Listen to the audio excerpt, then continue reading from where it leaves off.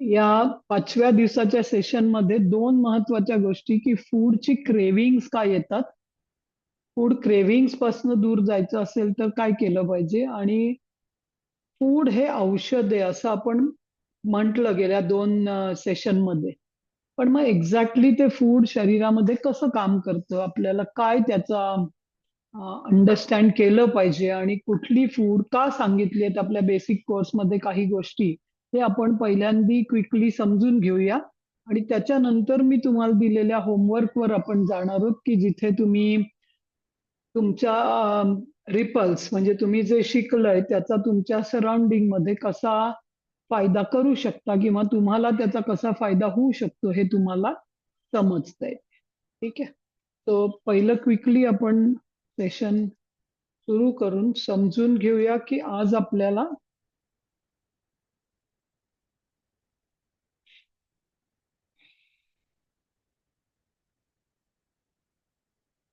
या स्क्रीन दिसायला लागलं की मला थम्सअप द्या. Okay, good. सो आरोग्य पूर्ववत करण्यासाठी अन्नाचं नियोजन म्हणजे प्लॅनिंग किंवा सिक्वेन्सिंग ऑफ फूड, आणि काय स्पेशल खाद्यपदार्थ आहेत किंवा काय आपल्याला कसं त्याला हँडल केलं पाहिजे आणि त्याचं महत्व काय आहे हे आज आपण बघणार. तो पहिली गोष्ट, माझा पहिला एक प्रश्न, किंवा हा प्रश्न माझा नाहीये, तर सेशनमध्ये मला रेग्युलरली विचारला जाणारा प्रश्न आहे, मी तो तुमच्यासाठी ठेवलाय. कारण ॲज अ प्रॅक्टिशनर तुम्हाला हा प्रश्न खूप लोक विचारू शकतात आता, की हा तुमचं ठीक झालंय, पण मला काय मधुमेह आहे, पॅरालिसिस आहे, किंवा हार्टचा प्रॉब्लेम आहे, किंवा मला संधिवात आहे, काय अल्झायमर आहे, काही एखादं कुठलाही एक रोग जो मला झालाय त्याचं हँडल करण्यासाठी मला काय प्रतिबंध आहार कसा असावा, याचं तुमचं काय उत्तर असेल त्यांना, ते तुम्ही अनम्यूट करून सांगा मला.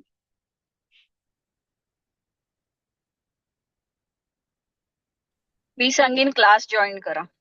मी सांग क्लास जॉईन करा. कारण ओके. की तुम्हाला जेवढ्या कारण नको, प्रश्नांची मामी मला सांगू? कारण नको, तुमचं येस उत्तर सांगा बस. कारण नको, मी क्लास तुमचं जॉईन उत्तर करायला सांगा. सांगेन. क्लास जॉईन करा. ओके. पुढचं कोणी? हा बोला मामी बोल. बोला बोला. आहार सुपाच्य व सीझनला धरून असावा. Okay okay. पण मग तो मधुमेह आहे म्हणून तसा असावा का अदरवाईज पण तसा असावा?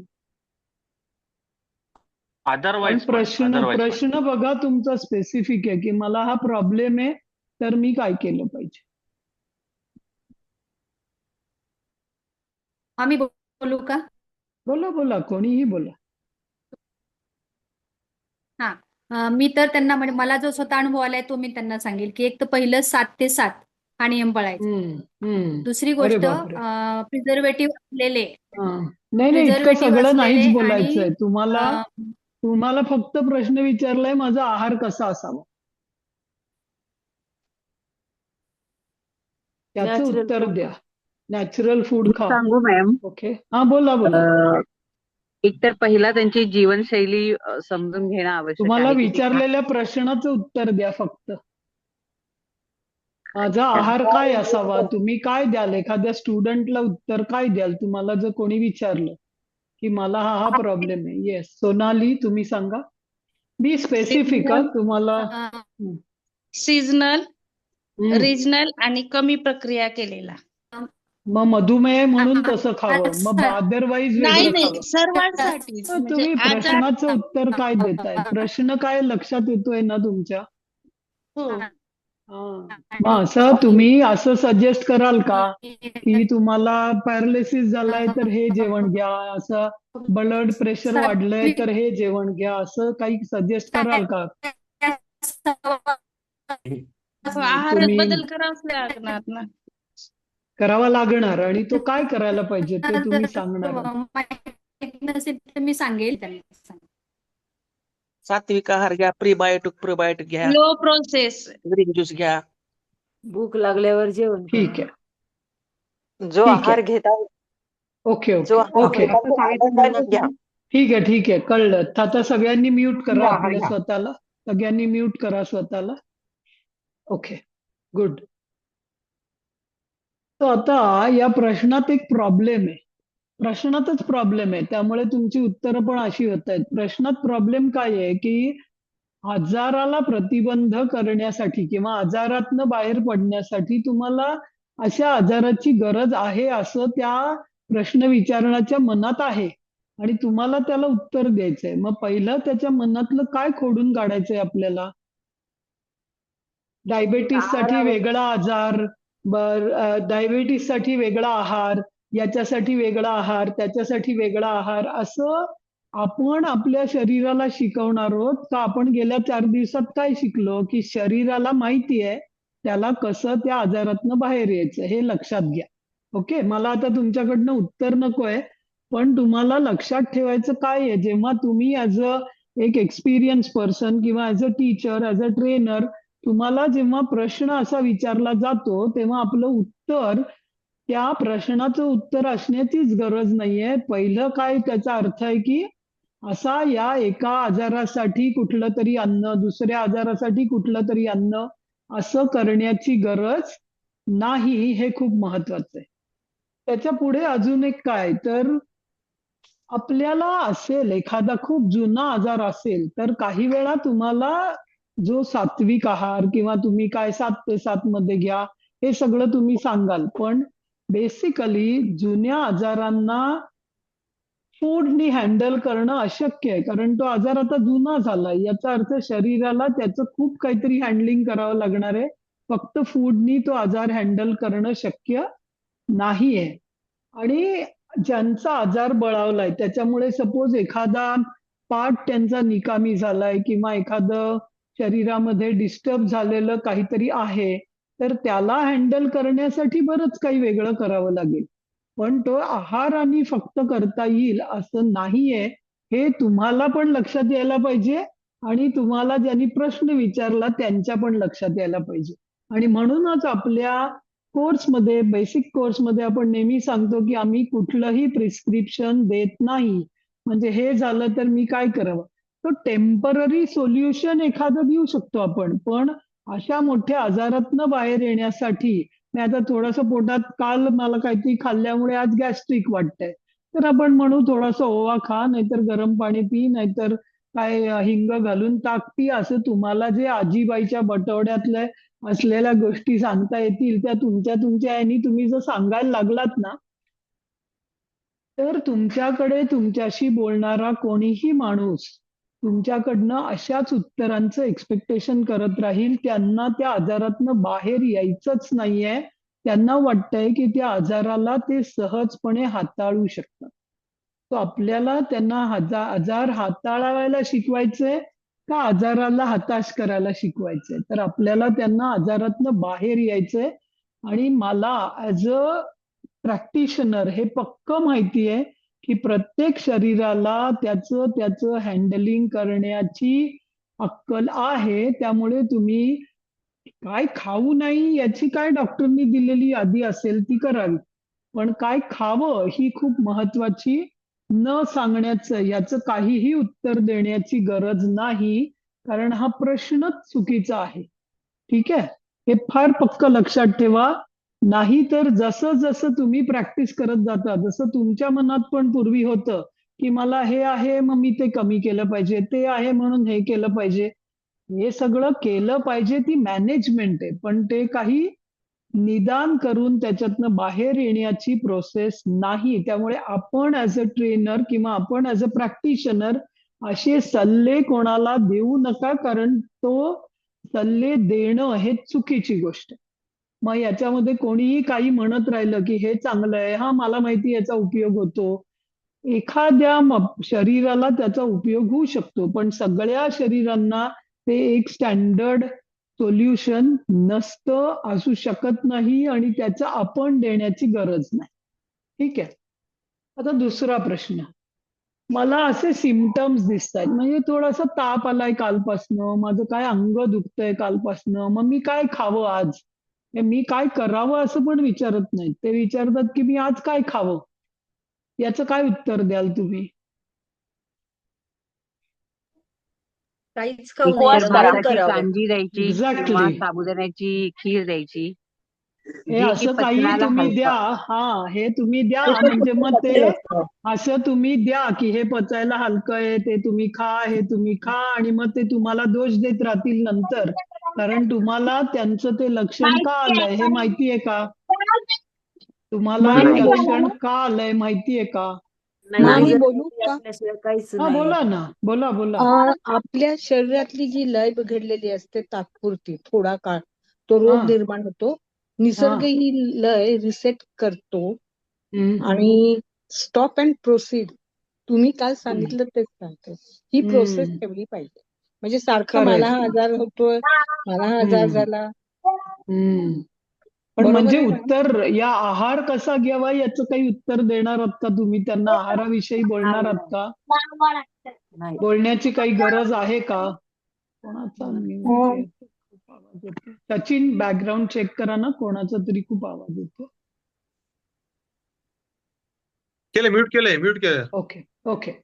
तो ती काही वेळा काही लक्षणं ही काही गोष्टींमुळे येऊ शकतात. काही वेळा काही लक्षणं काही गोष्टींमुळे येऊ शकतात, आणि ती आली तर शरीर त्याला हँडल करण्याची कपॅसिटी ठेवतं. ओके, शरीर त्याला हँडल करण्याची कपॅसिटी ठेवतं. मग आता काय, माझं डी विटॅमिन कमी झालंय, ए विटॅमिन कमी झालंय, B12 कमी झालंय, आणि मग मी त्याच्यासाठी काय केलं पाहिजे, असे पण प्रश्न विचारू शकता. मग तुम्ही डी विटॅमिन कमी झालंय, सूर्याच्या ह्याच्यात बसा, B12 कमी झालंय तर हे खा, अशी उत्तरं द्यायची आहेत का? कारण आपल्याला त्यांचं फक्त सिम्पटम माहितीये, कारण माहितीये का? नाही. ओके.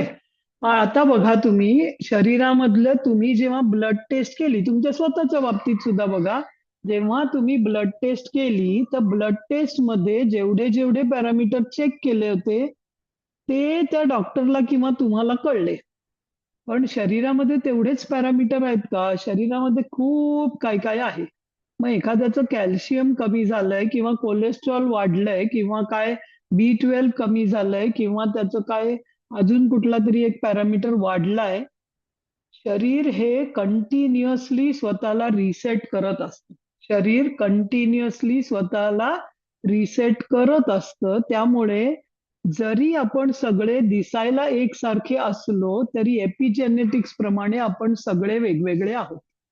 आपण सगळे वेगवेगळे आहोत म्हणजे एकाच घरात राहणाऱ्या सगळ्या माणसांनी एकच गोष्ट खाल्ली म्हणून त्यांचं शरीर एकसारखं झालंय का? तर नाही.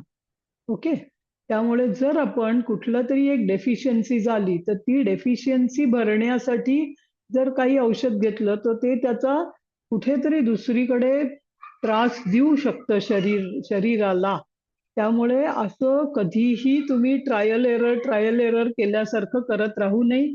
डॉक्टर सुद्धा काही पॅरामीटर्स चेक करून म्हणतात, अरे हेच आहे का, मग ती पण टेस्ट करून बघा, मग ती पण टेस्ट करून बघा, असं करत काहीतरी त्यातनं एक निदान काढण्याचा प्रयत्न करतात. पण हे काही तुमची सिम्पटम्स ऐकून, काही तुम्ही सांगितलेली लक्षणं ऐकून डॉक्टरला सुद्धा जेव्हा कळत नाही, तेव्हा कोणीतरी आपल्याला, ज्याला आपल्याला स्वतःला पूर्णपणे त्यांच्या शरीराचं काय, आपल्याच शरीराचं पूर्ण ज्ञान नाहीये, अशा वेळी कोणाचे तरी सिम्पटम ऐकून सपोर्ट करणं, मानसिक सपोर्ट करणं, एखादा छोटासा त्याला उपाय सांगितल्याने त्याचा काही थोडा एक्सटर्नल सपोर्ट होऊ शकत असेल तर इतकं ओके. पण पूर्णपणे हे केलं तर हे होतं असं स्वतःच्या मनात असलं तरी सुद्धा त्याच्यातनं बाहेर या, हे तुमच्यासाठी पण आहे. कारण तुम्हाला पण असं वाटत असेल की पोट दुखलं ना तर थोडासा ओवा घ्यावा, आणि हे फिक्स करून टाकतो आपण मनामध्ये की कुठल्याही पोटदुखीला ओवा चालतो, असं नाहीये. ओके. सो ती आपल्या त्या रोगाकडे किंवा त्या प्रॉब्लेमकडे बघण्याचा दृष्टिकोन याच्याप्रमाणे आपल्याला ते चुकीचं जर आपण त्याला काही सांगितलं तर ते चुकीचंही असू शकतं. त्यामुळे काही वेळा ऑब्झर्व, शांत राहा, शरीर तुमच्याशी बोलतंय, तुम्ही शरीराचं ऐकायला शिका. हे जे सारखं सारखं आपल्याला क्लासमध्ये सांगितलं जातं ते फार महत्वाचं आहे. कारण तो सिम्पटम आहे, आणि तो सिम्पटम आहे याचा अर्थच काय आहे, तर शरीर काहीतरी सांगतंय आणि कुठले सिम्पटम कसे काम करतात हे आपल्याला सुद्धा माहित नाहीये, कारण एकच सिम्पटमची वेगवेगळी कारणं असू शकतात आणि एकाच कारणाचे वेगवेगळे सिम्पटम असू शकतात. हे तुम्हाला गैरसमजामध्ये शिकवलं होतं. तर या अशा प्रश्नांविषयी तुम्ही जेव्हा आता लोकांना सांगायला लागाल ना, तेव्हा खूप केअरफुल राहा.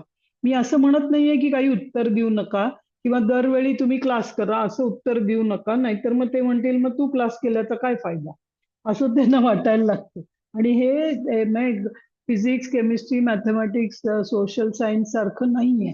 त्याच्यापेक्षा खूप वेगळं आहे की एखादं उत्तर सोशल मधलं तुम्ही दिलेलं, मी दिलेलं किंवा 100 जणांनी दिलेलं सेमच असायला पाहिजे. पण इथे काय आहे, तर आपला सब्जेक्टच बदलतो. सब्जेक्ट कोण आहे, तर तो पेशंट आहे ज्याला काहीतरी त्रास होतोय, आणि जसा सब्जेक्ट बदलतो तसं त्याचं उत्तर बदलतं.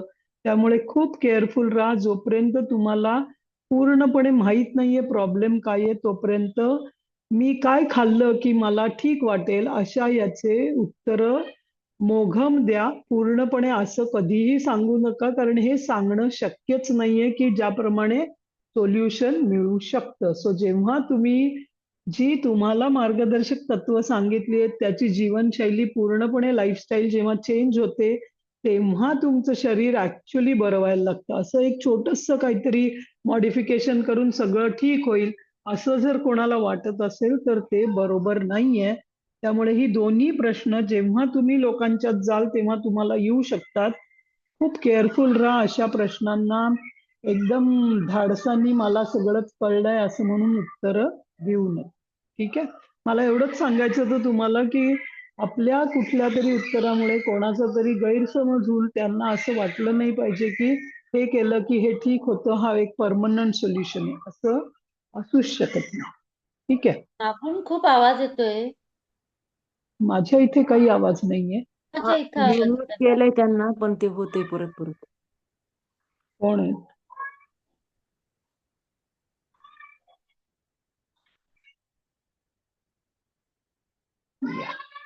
ठीक आहे. तो आता आपण या अनुषंगाने काही गोष्टी बघूया की हे खरंच असं होतं तेव्हा आपलं शरीर कसं हँडल करतं. ओके. तो आपल्या शरीरामध्ये कशी मुवमेंट होते अन्नाची, तर आणि ते ऍब्सॉर्ब कुठं होतं, कारण आपल्याला माहितीये की आपल्या गटमध्ये बॅक्टेरिया आहेत आणि गुड बॅक्टेरिया ते लार्ज इंटेस्टाईन मध्ये आहेत आणि बॅड बॅक्टेरिया आहेत ते स्मॉल इंटेस्टाईन मध्ये आहेत. तर जेव्हा तुमचं अन्न पोटामध्ये जातंय ते खूप आतडच तुमचं तुमच्या उंचीच्या 6 पट साधारणपणे आहे. त्यामुळे त्याला हळूहळू हळूहळू त्या 20, 25, 30 फुटामधनं बाहेर पडायचंय. तर अशा वेळी ते काय करतं, तर तुम्हाला जर तुम्ही प्लांट बेस्ड फूड खात असाल, प्लांट बेस्ड फूड मध्ये काय येतं, फायबर ऑटोमॅटिकली आहे. म्हणजे जेव्हा तुम्ही भाजी खाता, उसळ खाता किंवा फ्रुट्स खाता, त्याच्यामध्ये फायबर ऑटोमॅटिक आहे.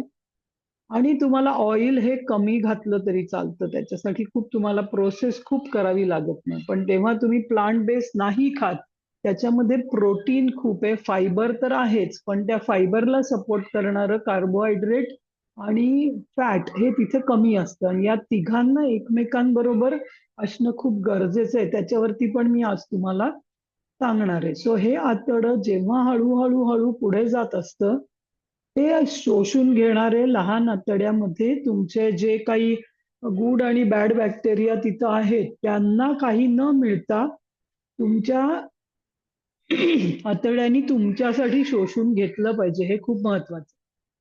मग कुठलं अन्न आपण खाल्लं पाहिजे जे लहान आतड्यापर्यंत पोहोचेल आणि आपल्यासाठी चांगलं घेईल.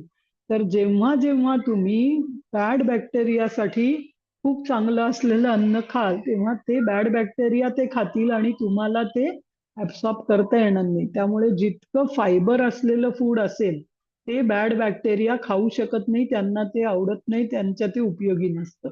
तर जेव्हा जेव्हा फायबर फूड तुम्ही खाल, सलाड खाल, फ्रुट्स खाल, भाज्या खाल ज्या पूर्णपणे ओव्हर कुकिंग केलेल्या नाहीये असं काही, ते त्याच्यासाठी त्रासदायक आहे. त्याच्यासाठी काय चांगलं आहे, तर तुम्ही खाल्लेला मैदा, bakery food, refined sugar, refined हे जे आहे ते बॅड बॅक्टेरियासाठी चांगलं आहे. मग तुम्ही जर ते खात राहिलात तर तुमच्या अन्नाचं शोषण लहान आतड्यामध्ये होऊच शकत नाही. आणि तिथून ते अन्न पुढे जाऊन ते मोठ्या आतड्यापर्यंत जायला पाहिजे. मग तिथे जर फायबर असेल तर ते फायबर पाणी पकडतं. जोपर्यंत ते हलतंय, पुढे पुढे पुढे जातंय, तेव्हा त्याला असं मेकॅनिकली असं पुश केल्यासारखं जावं लागतं. आता जेव्हा त्याच्यात पाणी भरेल, पाणी हे तुमच्याकडे आहे पोटामध्ये, जे प्रोसेस डायजेस्टिव्ह मध्ये आहे, तेव्हा तुमचं आतड्यामध्ये, मोठ्या आतड्यामधली मुवमेंट खूप सोपी होणार. तो तुम्हाला अन्नाची हालचाल म्हणजे पूर्णपणे तोंडापासून गुदद्वारापर्यंत मेकॅनिकली, केमिकली आणि पंपिंग सारखं अन्न हळूहळू पुढे जावं लागतं. त्यामुळे वेळेत खाणं, खूप जास्त न खाणं आणि शरीराला पोषक खाणं म्हणजे शरीराला जे उपयोगी, या तीनही गोष्टी खूप महत्वाच्या कोणासाठी आहेत? तर त्या तुमच्या डायजेस्टिव्ह ट्रॅकसाठी पण आहेत, की ज्याच्यामुळे सहजपणे पुढे जाईल. आणि तेव्हा मग तुम्हाला प्रतिकारशक्ती वाढेल, तेव्हा तुमची एनर्जी वाढेल, शरीरामध्ये जी काही ऑटो इम्युन म्हणजे तुम्हाला जे काही व्हायला शरीराने हँडल केलं पाहिजे ते करेल. पण जेव्हा तुम्ही असं खात नाही, शरीरामधलं अन्न आतड्यांमध्ये पचत नाही, तेव्हा तुमचं शरीर ॲलर्जी किंवा ऑटो इम्युन रिस्पॉन्स करतं. म्हणजे काय तर जे काही फाईट करायला पाहिजे ते फाईट करायचं सोडून काहीही आलं तर त्याच्याशी फाईट करायला लागतं. कारण शरीराला भीती वाटत राहते, त्याला कळतच नाही, कन्फ्युजन असतं की आलेली प्रत्येक गोष्ट ही त्याच्या उपयोगाची नसली तर त्या चांगल्या गोष्टीला पण ते रिजेक्ट करायला लागतं. असं खूप जणांना होतं आजकाल की काही खाल्लं तरी पचतच नाही. याचा अर्थ काय आहे? तर शरीराची ऑटो इम्युन रिस्पॉन्स असा झालाय की ऑटोमॅटिकली थोडंसं काही आलं तर त्याला रिजेक्ट करतो. सो खूप दिवसांपासून जर आपला हा चुकीचा आहार होत असेल तर आता आपल्या शरीराला तो चांगला आहार सेट करायला काही दिवस लागू शकतो. मग आपण फूडचं कसं खाल्लं पाहिजे याचा एक ट्रायंगल तुम्हाला दिलाय की सगळ्यात जास्त हे बॉटमला जे दाखवलंय ते सगळ्यात जास्त खायला पाहिजे फ्रुट्स आणि व्हेजिटेबल्स, आणि ते तुमच्या फूड चेन मध्ये किंवा सिक्वेन्स मध्ये पहिल्यांदी खाल्लं पाहिजे. फर्स्ट तुम्ही फ्रुट्स आणि व्हेजिटेबल हे तुमच्या अन्न नलिकेतनं जठरापर्यंत भूक लागेल तेव्हा पहिलं जायला पाहिजे, कारण त्यात खूप तुम्ही फायबर, प्रोटीन आणि विटॅमिन्स जे काही आहे ते सगळं त्याच्यात आहे, नायट्रोजन ऑक्साईड आहे, खूप गोष्टी मिळतात. जेवढी फळं खाल त्याच्या अर्ध तुम्ही होल ग्रेन्स किंवा तुमची पोळी, भाजी, भात जे काही खाताय, भाजी नाही, पोळी, भाकरी, भात, क्विनोआ, सिरियल जे काय असेल ते. ब्रेड इथे मी देणार नाही, हा कॉमन हे आहे त्याच्यामुळे टाकलेलं. त्याच्यानंतर सगळ्यात पचायला सहज नसलेलं म्हणजे बीन्स, पीज, लेंटेल्स, दाल. तर हे पचायला हलकं नसतं, म्हणून त्याला तुम्हाला अर्ध्या प्रमाणात घ्या. पण बेसिकली त्याच्यामधलं असलेलं प्रोटीन हे तुमच्यासाठी खूप महत्वाचं आहे. त्याच्यामध्ये फायबर पण मिळेल, प्रोटीन पण मिळेल, पण ते टोटल क्वांटिटीमध्ये तुम्ही कमी करा, कारण ते पचायला प्रोटीन बरोबर जितकी भाजी खाल तितकी डाळ नाही खाल्ली पाहिजे, म्हणून ती डाळ लूज डाळ असली पाहिजे. तुम्ही जर खूप घट्ट वरण खात असाल तर त्याच्या दुप्पट भाजी खाल्ली पाहिजे, हे लक्षात ठेवा, तरच तुम्हाला पचणं सोपं होईल. त्याच्यानंतर आहेत तुमचे ड्रायफ्रूट, सीड्स, ते त्याच्याही पेक्षा कमी. त्याच्यानंतर स्पायसेस खाल्ले पाहिजेत, पण त्याच्याही खूप कमी.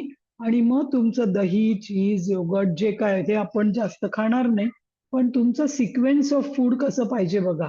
पहिलं फ्रुट्स, मग सलाड्स, मग सब्जी, मग दाल आणि रोटी. म्हणजे हा तसं गेलं. मी असं नाही म्हणते की रोटी नुसती खा, सब्जी बरोबर खाऊ नका, पण तुम्ही जर वरण भात आमटी खाताय किंवा पोळी भाजी खाताय तर त्याच्या आधी तुम्ही फ्रूट आणि सॅलड खाऊन शरीराच्या त्या अन्न नलिकेला क्लीन करा. हे फूड सिक्वेन्सिंग हे खूप महत्वाचं. ठीक आहे. आणि पाणी हे तुम्ही सेपरेट ठेवा. जेवताना पाणी जितकं प्यावं लागणार नाही तितकं जास्त चांगलं. आता सात्विक अन्न आहे ना ते तुमच्यासाठी औषध आहे. राजसिक अन्न आहे ते तुमच्यासाठी जीवनसत्व, खनिज आणि एनर्जी देईल. आणि तामसिक अन्न आहे हे तुमच्या शरीरासाठी विष. याच्याविषयी खूप डिटेल तुम्हाला बेसिक कोर्समध्ये सांगितलेले आहे की सात्विक अन्न, राजसिक आणि तामसिक म्हणजे काय. तर सगळंच तुम्ही औषध म्हणून खाल्लं पाहिजे असं नाहीये. म्हणजे पूर्णपणे सात्विकच खाल्लं पाहिजे असं पण नाहीये. पण एखाद दिवशी तुमचं शरीर जेव्हा सिम्पटम्स देतं तेव्हा तुम्ही सात्विक अन्नावर जा, ज्या योगे जिथे जे पाहिजे ते त्याला सात्विक आणि राजसिक याचं कॉम्बिनेशन करा. जिथे एनर्जी पाहिजे, जिथे काही डेफिशियन्सी आहे, जिथे काही क्लिनिंगची गरज आहे ते बरोबर करून टाका. त्याच्यानंतर एक खूप महत्वाचं म्हणजे कुठलंही गोष्ट आपण जेव्हा खातो तेव्हा मी कॅरट खाल्लं की मला ए विटॅमिन मिळेल, मी काही बीटरूट खाल्लं की मला हिमोग्लोबिन मिळेल, मी लिंबू खाल्लं की मला सी विटॅमिन मिळेल, असं डायरेक्टली ऍब्सॉर्ब होऊ शकत नाही. ओके, कारण ते कुठलंही विटॅमिन शरीरामध्ये ऍब्सॉर्ब होण्यासाठी त्याला पूरक गोष्टी पण लागतात आणि त्या कंबाईन होतात तेव्हा ते जास्त लवकर डायजेस्ट होतं. सो फॉर एक्झाम्पल तुम्हाला जर संत्र, मोसंब, लिंबू असं काही खाल्लं तर ते सी विटॅमिन डायजेस्ट होण्यासाठी तुम्हाला शरीरामध्ये काही स्पेसिफिक गोष्ट लागतात, त्याला बायोफ्लेवोनाइड्स म्हणतात. आणि ते असले तर त्याच्या बरोबर ती फळांमध्ये पूर्ण आहे. पण तुम्ही नुसता ज्यूस घेतलात ना तर मग ते पूर्ण येत नाही. म्हणजे संत्र स्पेशली त्याच्या साली सकट खाल्लं तर हे बायोफ्लेवोनाइड्स मिळतात आणि मग ते पचन आणि ऍब्सॉर्प्शन दोन्ही चांगलं होतं. पण आजकाल आपल्याला अशी सवय आहे की साल पूर्ण काढायचं आणि ते मधलंच फक्त खायचं संत्र्याचं किंवा मोसंब्याचं, कारण मला ते आवडत नाही, किंवा मग ज्यूसच करायचा आणि सगळा पल्प त्याचा जो आहे तो फेकून द्यायचा. तसं केल्यामुळे तुमच्या शरीराला एनर्जी मिळू शकते पण जी जीवनसत्व किंवा मिनरल्स आहेत ती मिळत नाही याचा अर्थ काय, तर ती ऍब्सॉर्ब करण्यासाठी लागणारा बेसच त्याच्याकडे नसतो. त्यामुळे फळ हे पूर्ण तसंच्या तसं खा, भाजी ही पूर्ण तशीच्या तशी खा. तो पूरक पदार्थ किंवा त्याचा जो कॉम्प्लिमेंटिंग पदार्थ आहे तो आपल्याला मिळायला पाहिजे आणि याचं ज्ञान तुम्हाला असण्याची गरज नाही, तुमच्या शरीराला त्याचं ज्ञान आहे. त्यामुळे आज मी तुम्हाला कशी फूड कॉम्बिनेशन्स करावी हे पण थोड्या याच्यामध्ये सांगणार आहे पुढच्या स्लाइडमध्ये, कारण हे खूप महत्वाचं आहे की तुम्ही असं फक्त एक काय कॅल्शियमची गोळी घेतली किंवा तुम्ही एक सी विटॅमिनची सक्सी म्हणून गोळी घेतली आणि तुम्ही लिंबू किंवा संत्र खाल्लं, यात काही फरक आहे का हे तुम्हाला कळतंय का, याच्यासाठी ही स्लाइड आहे. तर तुम्ही एक कॉन्सन्ट्रेटेड विटॅमिनची गोळी घेतली किंवा एखाद्या मिनरल्स कमी आहेत म्हणून त्याची गोळी घेतली तर ते शरीरामध्ये तसंच्या तसं शरीर ऍब्सॉर्ब करण्याचं आपल्या DNA ला ज्ञानच नाही. मग त्याच्याबरोबर काय खायला पाहिजे हे काही आहे समजलं पाहिजे, कारण काहीही विटॅमिन्स किंवा मिनरल्स ही सोल्युबल आहेत काही ठिकाणी. नाही ती सोल्युबल झाली नाही तर तुम्हाला ते ऍब्सॉर्ब करू शकत नाही शरीर, आणि मग तुम्ही कितीही त्या विटॅमिनच्या गोळ्या खा शरीराला त्याचा काही उपयोगच नाही. आपण म्हणतो एवढं घेतलं मी पण काही उपयोगच नाही, कारण ते शरीरातनं बाहेर टाकलं जातं, कारण त्याच्यासाठी लागणारं पूरक गोष्ट त्याच्यात मिळत नाही. मग आता ते पूरक कसं आहे ते मी तुम्हाला काही एक्झाम्पल्स देते की वॉटर सोल्युबल बी कॉम्प्लेक्स आणि सी विटॅमिन ही वॉटर सोल्युबल आहे, ही विटॅमिन्सच तशी आहे. मग तुम्ही ती पाण्याबरोबर घेताना लिंबू घेताय सपोज किंवा संत्र घेताय तर ते पाण्यामध्ये मिक्सून, त्यामुळे तुम्ही बघितलं तर ते ज्युसीच आहे, ते फ्रूटच ज्युसी आहे. आणि ते ज्युसी आहे याचा अर्थ काय, तर त्याच्या पाण्याबरोबर ते खाल्लं पाहिजे तर तुम्हाला ते ऍब्सॉर्ब होणार आहे. मग आता सपोज तुम्ही बी कॉम्प्लेक्सची गोळी घेताय आणि ती तुम्ही अशीच, तुम्हाला काही पाणी लागत नाही म्हणून काही लोक अशीच खातात, गिळून टाकतात, पण मग ती ऍब्सॉर्बच होऊ शकत नाही, कारण ते बी कॉम्प्लेक्स किंवा सी विटॅमिन हे पाण्यात विरघळणार आहे आणि ते शरीरात खूप वेळ साठून राहू शकत नाही. मग तुम्ही जर जास्त घेतलं तर तुमचं शरीर त्याला बाहेर काढून टाकतं. आणि परवा तुम्ही सेशनमध्ये कोणीतरी मला सांगितलं की तुम्ही एक्सेस घेतलं तर तुमच्या युरिनचा रंग बदलू शकतो. डेफिनेटली बदलेल, कारण तुम्ही ते अशा पद्धतीत घेतलं की शरीराला ऍब्सॉर्ब करण्याची कपॅसिटी कमी आहे आणि तुम्ही जे जास्त घेतलं त्याची शरीराला गरज पण नाहीये, मग ऍब्सॉर्ब करूही शकत नाही आणि गरजही नाही तर ते बाहेर जाणार आहे. तर जे पाण्यात सोल्युबल आहे ना ते तुमच्या युरिन मधून बाहेर जाईल आणि जे पाण्यात सोल्युबल नाही ते स्टूल मधून बाहेर जाईल. मग खूप वेळा तुम्हाला आयरनच्या गोळ्या घेतल्या तर तुमच्या शीचा रंग काळा झालेला दिसतो, किंवा काही जणांच्या शीचा रंग कुठल्या वेगळ्या विटॅमिन्स किंवा कॅल्शियमच्या गोळ्या घेतल्या तर त्याचा रंग बदललेला दिसतो. तो वॉटर सोल्युबल जी औषधं असली पाहिजे, ज्या विटॅमिन्स असले पाहिजेत औषध म्हणून तुमच्या शरीरासाठी, ते एक्सेस झालं तर शरीर साठवून ठेवू शकत नाही, त्याला ते बाहेर काढ. दुसरी विटॅमिन्स आहेत ए, डी, ई आणि के. ही फॅट सोल्युबल आहेत.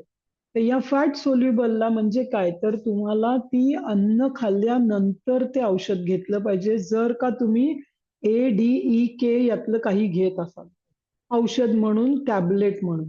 अदरवाईज सुद्धा तुम्ही जर कॅरट खाताय आणि नुसतंच कॅरट खाल्लं तर तुम्हाला ते फारसं उपयोगी पडणार नाही. ई विटॅमिनचं किंवा के विटॅमिनचं, म्हणजे तुम्हाला के विटॅमिन तर सोपं आहे की तुम्हाला ते पोटॅशियम सारखं केळ्यामध्ये पण मिळतं, पण तुम्हाला त्याच्याबरोबर केळं आणि तूप हे खाणं खूप चांगली गोष्ट आहे. कारण केळं आणि तूप असं तुम्ही मिक्स केलं तर तुम्हाला ते डायजेशन त्याचं खूप सहज होतं. आणि मग फॅट कुठल्या कुठल्या गोष्टीत मिळतं तुम्हाला, तर खूप सोपं म्हणजे तूप, जे साजूक तूप तुमच्याकडे आहे. आणि other source of good fat is नारळ, म्हणजे खवलेला नारळ किंवा तुमचा ओला नारळ किंवा सुका नारळ. त्यामुळे जास्तीत जास्त गोष्टींमध्ये तुम्ही वर्ण बघितलं तर आपल्या इथे नारळ आणि कोथिंबीर याचं डेकोरेशन आपण करतो, पण ते डेकोरेशन म्हणून नाहीये. तर ही काही जी विटॅमिन्स फॅट सोल्युबल आहेत त्यांना सहज शरीरामध्ये ऍब्सॉर्ब करण्यासाठी नारळ आणि तूप हे खूप सहजपणे तुम्हाला मिळतं पण, आणि तसं तुम्ही ते घेतलं तर तुम्हाला ऍब्सॉर्प्शन तुमचं वाढेल. सो या छोट्या छोट्या गोष्टी लक्षात ठेवा की जर डॉक्टरनी तुम्हाला सांगितलंय की हे तुम्ही पाण्याबरोबर घ्या आणि हे तुम्ही जेवल्यानंतर घ्या, तर या अशा एक्झाम्पल मी दिलंय. हे सगळं मी इथे दिलेलं नाहीये तुम्हाला, पण अशा एक्झाम्पल मध्ये लक्षात ठेवा की ते ऍब्सॉर्ब, जे काही थोडं पाहिजे ते ऍब्सॉर्ब होण्यासाठी त्याला पहिलं फॅटमध्ये किंवा पाण्यामध्ये सोल्युबल झाल्याशिवाय शरीराला ऍब्सॉर्ब करण्याची कपॅसिटी नाहीये. त्यामुळे आपल्या इथे भारतामध्ये खूप वेगवेगळ्या पद्धतीने भाज्या कशा बनवाव्या, म्हणजे फॉर एक्झाम्पल जर तुम्ही एखादी काय ती क्लस्टर बीन्सची भाजी बनवताय, क्लस्टर बीन्सला तुम्ही मराठीत काय म्हणता, लांब लांब शेंगा, शेवगा नाही, पठाडीच्या शेंगा.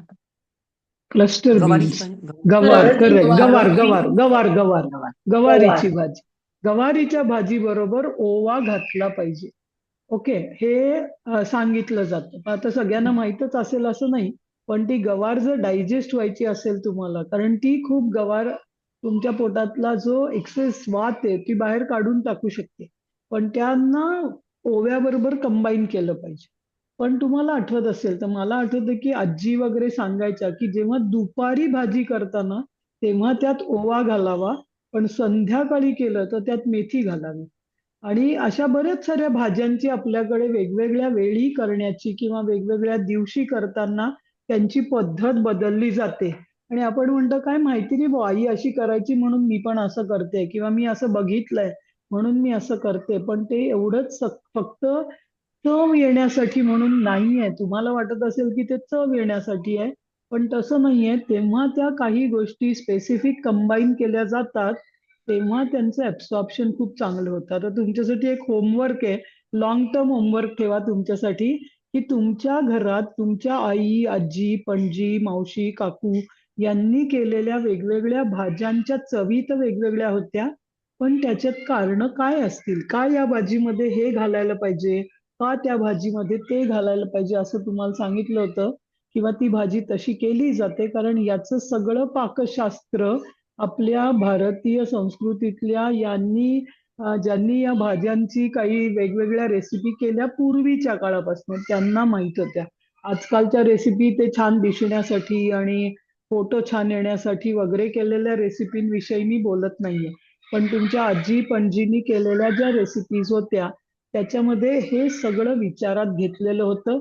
आता नुसते पोहे तुम्ही कोणाला असेच देत नाही, त्याच्यावर छान नारळ कोथिंबीर घालून देता. त्याचं कारण कधी माहित होतं का तुम्हाला? आता ते पण मी आज तुम्हाला सांगणार आहे की पोह्यामध्ये काय आहे, उपम्यामध्ये काय आहे की ज्याच्यासाठी त्याला नारळ घातला पाहिजे आपण वरनं. आणि खूप साऱ्या गोष्टींवर वरून ओला नारळ घालणं किंवा नारळाच्या दुधात करणं, या सगळ्या गोष्टी काही स्पेसिफिक वेळी तुम्ही बघितल्या असतील. आणि त्याच्या मागे हेच कारण आहे की ॲब्सॉर्प्शन, जे फॅट सोल्युबल ॲब्सॉर्ब व्हायला पाहिजे ते तुपात करणं किंवा तुम्ही चांगल्या तेलात करणं किंवा नारळात करणं किंवा वरून खिरीमध्ये तुम्ही सुकामेवा किसून किंवा त्याचे तुकडे करून घालता. ते काही माझ्याकडे खूप पैसे आहे म्हणून मी सुकामेवा घातला असं नाहीये, पण त्याच्यामध्ये असलेलं प्रोटीन ते तुम्हाला फॅट दोन्ही डायजेस्ट करण्यासाठी खूप सोपं आहे. म्हणून काही रेसिपीज वर तुम्ही अनालिसिस करा, तुमचं स्वतःसाठी हे होमवर्क ठेवा तुमच्यासाठी. Okay, good. मग ह्याच्यातल्या आता काही गोष्टी अशा आहेत की सोल्युबल आहेत आणि नॉन सोल्युबल आहेत. तर सोल्युबल प्रोटीन आणि नॉन सोल्युबल प्रोटीन किंवा प्रोटीन नाही, फायबर आणि नॉन सोल्युबल फायबर. तर आपल्याला खूप वेळा वाटतं की फायबर खाल्लं की चांगलं आहे, पण आता तुमचं जर पोट बिघडलेलं असेल ना तर तुम्ही ते फायबर पचवू शकत नाही. आणि त्यावेळी तुमच्या लक्षात यायला पाहिजे की काही आहेत ना ती सोल्युबल फायबर आहेत आणि काही नॉन सोल्युबल फायबर आहेत. मग जी सोल्युबल फायबर आहेत ती पाण्यामध्ये विरघळून आतड्यामध्ये एक असं सेमी सॉलिड तयार करतात, ज्याच्यामुळे तुम्हाला पोट सहज हलकं होतं. ज्याला तुम्ही विरेचक म्हणतात. ते म्हणजे इसबगोल तुम्हाला माहित असेल खूप वेळा, किंवा त्रिफळामध्ये जे काही होतं ते बेसिकली तेच सोल्युबल फायबर आहे. आणि याच्यामुळे तुमच्या पोटातल्या ऍसिड जे एक्सेस आहे, ऍसिडिटी असू शकते किंवा तुमचं जे प्रोबायोटिक प्रीबायोटिक जे आपण म्हणतो, तर ते प्रीबायोटिक आहे ते बेसिकली खूप सारं सोल्युबल फायबर असलं पाहिजे. मग ते तुम्हाला कुठे कुठे मिळतं, तर सगळी फळं, ऑलमोस्ट बहुशा साऱ्या भाज्या, आणि त्यांच्यानंतर तुम्हाला ज्या वेलीवर येणाऱ्या शेंगा आहेत ज्याच्यामध्ये असलेले दाणे किंवा ज्याला सिरियल म्हणाल तुम्ही, त्याच्यानंतर तुम्ही खाल्लेल्या सीड्स, तुमच्या चिया सीड्स किंवा फ्लॅक्स सीड्स किंवा मेलन सीड्स वगैरे सगळे. आणि रिसेंट ह्याच्यामध्ये ओट्स आणि बार्ली, हे दोघंही तुम्हाला सगळे सोल्युबल फायबर आहेत. ते तुम्हाला डायजेस्ट करणं चांगलं फायबर आहे, ते एक्सपांड होतं पोटामध्ये जाऊन. आणि तुमचा जर कॉन्स्टिपेशन किंवा तत्सम आजार असेल तर तसं त्या शरीराचं क्लिनिंग ते करू शकतं.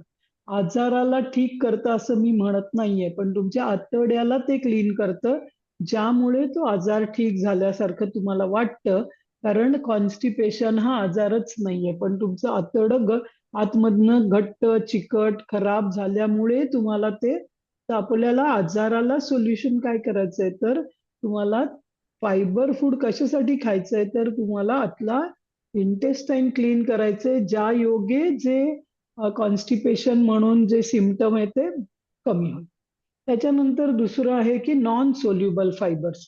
आणि या नॉन सोल्युबल फायबर्स कुठले आहेत, तर त्याच्यामुळे तुमच्या ऍक्च्युली नॉन सोल्युबल फायबर काय करतं, तर तुमच्या स्टूलचं त्या मोठ्या आतड्यातनं बाहेर येण्यासाठी त्याला जो एक आकार किंवा घट्टपणा, म्हणजे त्यातलं पाणी शोषून घेऊन पुढे जाण्यासाठी, कारण ते नॉन सोल्युबल आहे त्यामुळे त्याच्यात पाणी राहू शकत नाही, आणि ते हळूहळू पुढे ढकलण्याचं जे काम आहे ते नॉन सोल्युबल फायबर करू शकतं. आणि ते सॉफ्ट राहू शकतं. आणि यातलं खूप चांगलं लॅक्सेटिव्ह नॉन सोल्युबल फायबरचं आहे भेंडी. त्यामुळे मी खूप वेळा सांगते की जर कोणाला मोशन सकाळी होत नसेल तर एक भेंडी खा आणि तुमचं चांगलं होईल. किंवा भेंडीची भाजी आठवड्यातनं एकदा खा, की ती त्याच्यामध्ये खूप सारा जो चिकटपणा भेंडीचा आहे तो गेला नाही पाहिजे, तो राहिला पाहिजे. नाही तो दिसला नाही तर त्याच्यासाठी तुम्ही लिंबू घालता, त्या सी विटॅमिननी तो डिझॉल्व्ह होतो. पण किंवा त्याच्यात तुम्ही कार्बोहायड्रेट घालता, काही लोक बटाटा घालतात, काही लोक दाणे घालतात. आणि जसं तुम्ही बटाटा घालाल किंवा लिंबू घालाल तर चिकटपणा जातो, पण तो त्या भेंडीचा गरजेचा आहे एखाद दिवशी औषध म्हणून खाण्यासाठी. तो काही भाज्या, काही फळं आणि बहुतेक साऱ्या तुमचे सीड्स याच्यामध्ये सुद्धा काही याच्यातलं नॉन सोल्युबल फायबर आहे. म्हणजे त्या प्रत्येकामध्ये थोडं सोल्युबल फायबर आहे आणि थोडं नॉन सोल्युबल फायबर आहे.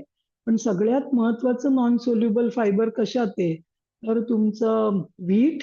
आणि व्हीट जे चाळून आणलेलं, कोंडा काढलेलं नाही, गव्हाचं पीठ ज्याच्यात कोंडा आहे ते, किंवा ब्राऊन राईस, ब्राऊन म्हणजे ज्याचा हात हे केला नाहीये, पॉलिश राईस नाहीये, किंवा सगळे मिलेट्स, ज्वारी, बाजरी, नाचणी, कोडू, लिटिल मिलेट, सगळे बिग मिलेट, स्मॉल मिलेट जे काय आहेत ते, या सगळ्यांचं जे फायबर आहे ते नॉन सोल्युबल आहे, आणि त्यामुळे तुम्ही एक भाकरी खाल्ली तर पोट भरल्यासारखं वाटतं तुम्हाला.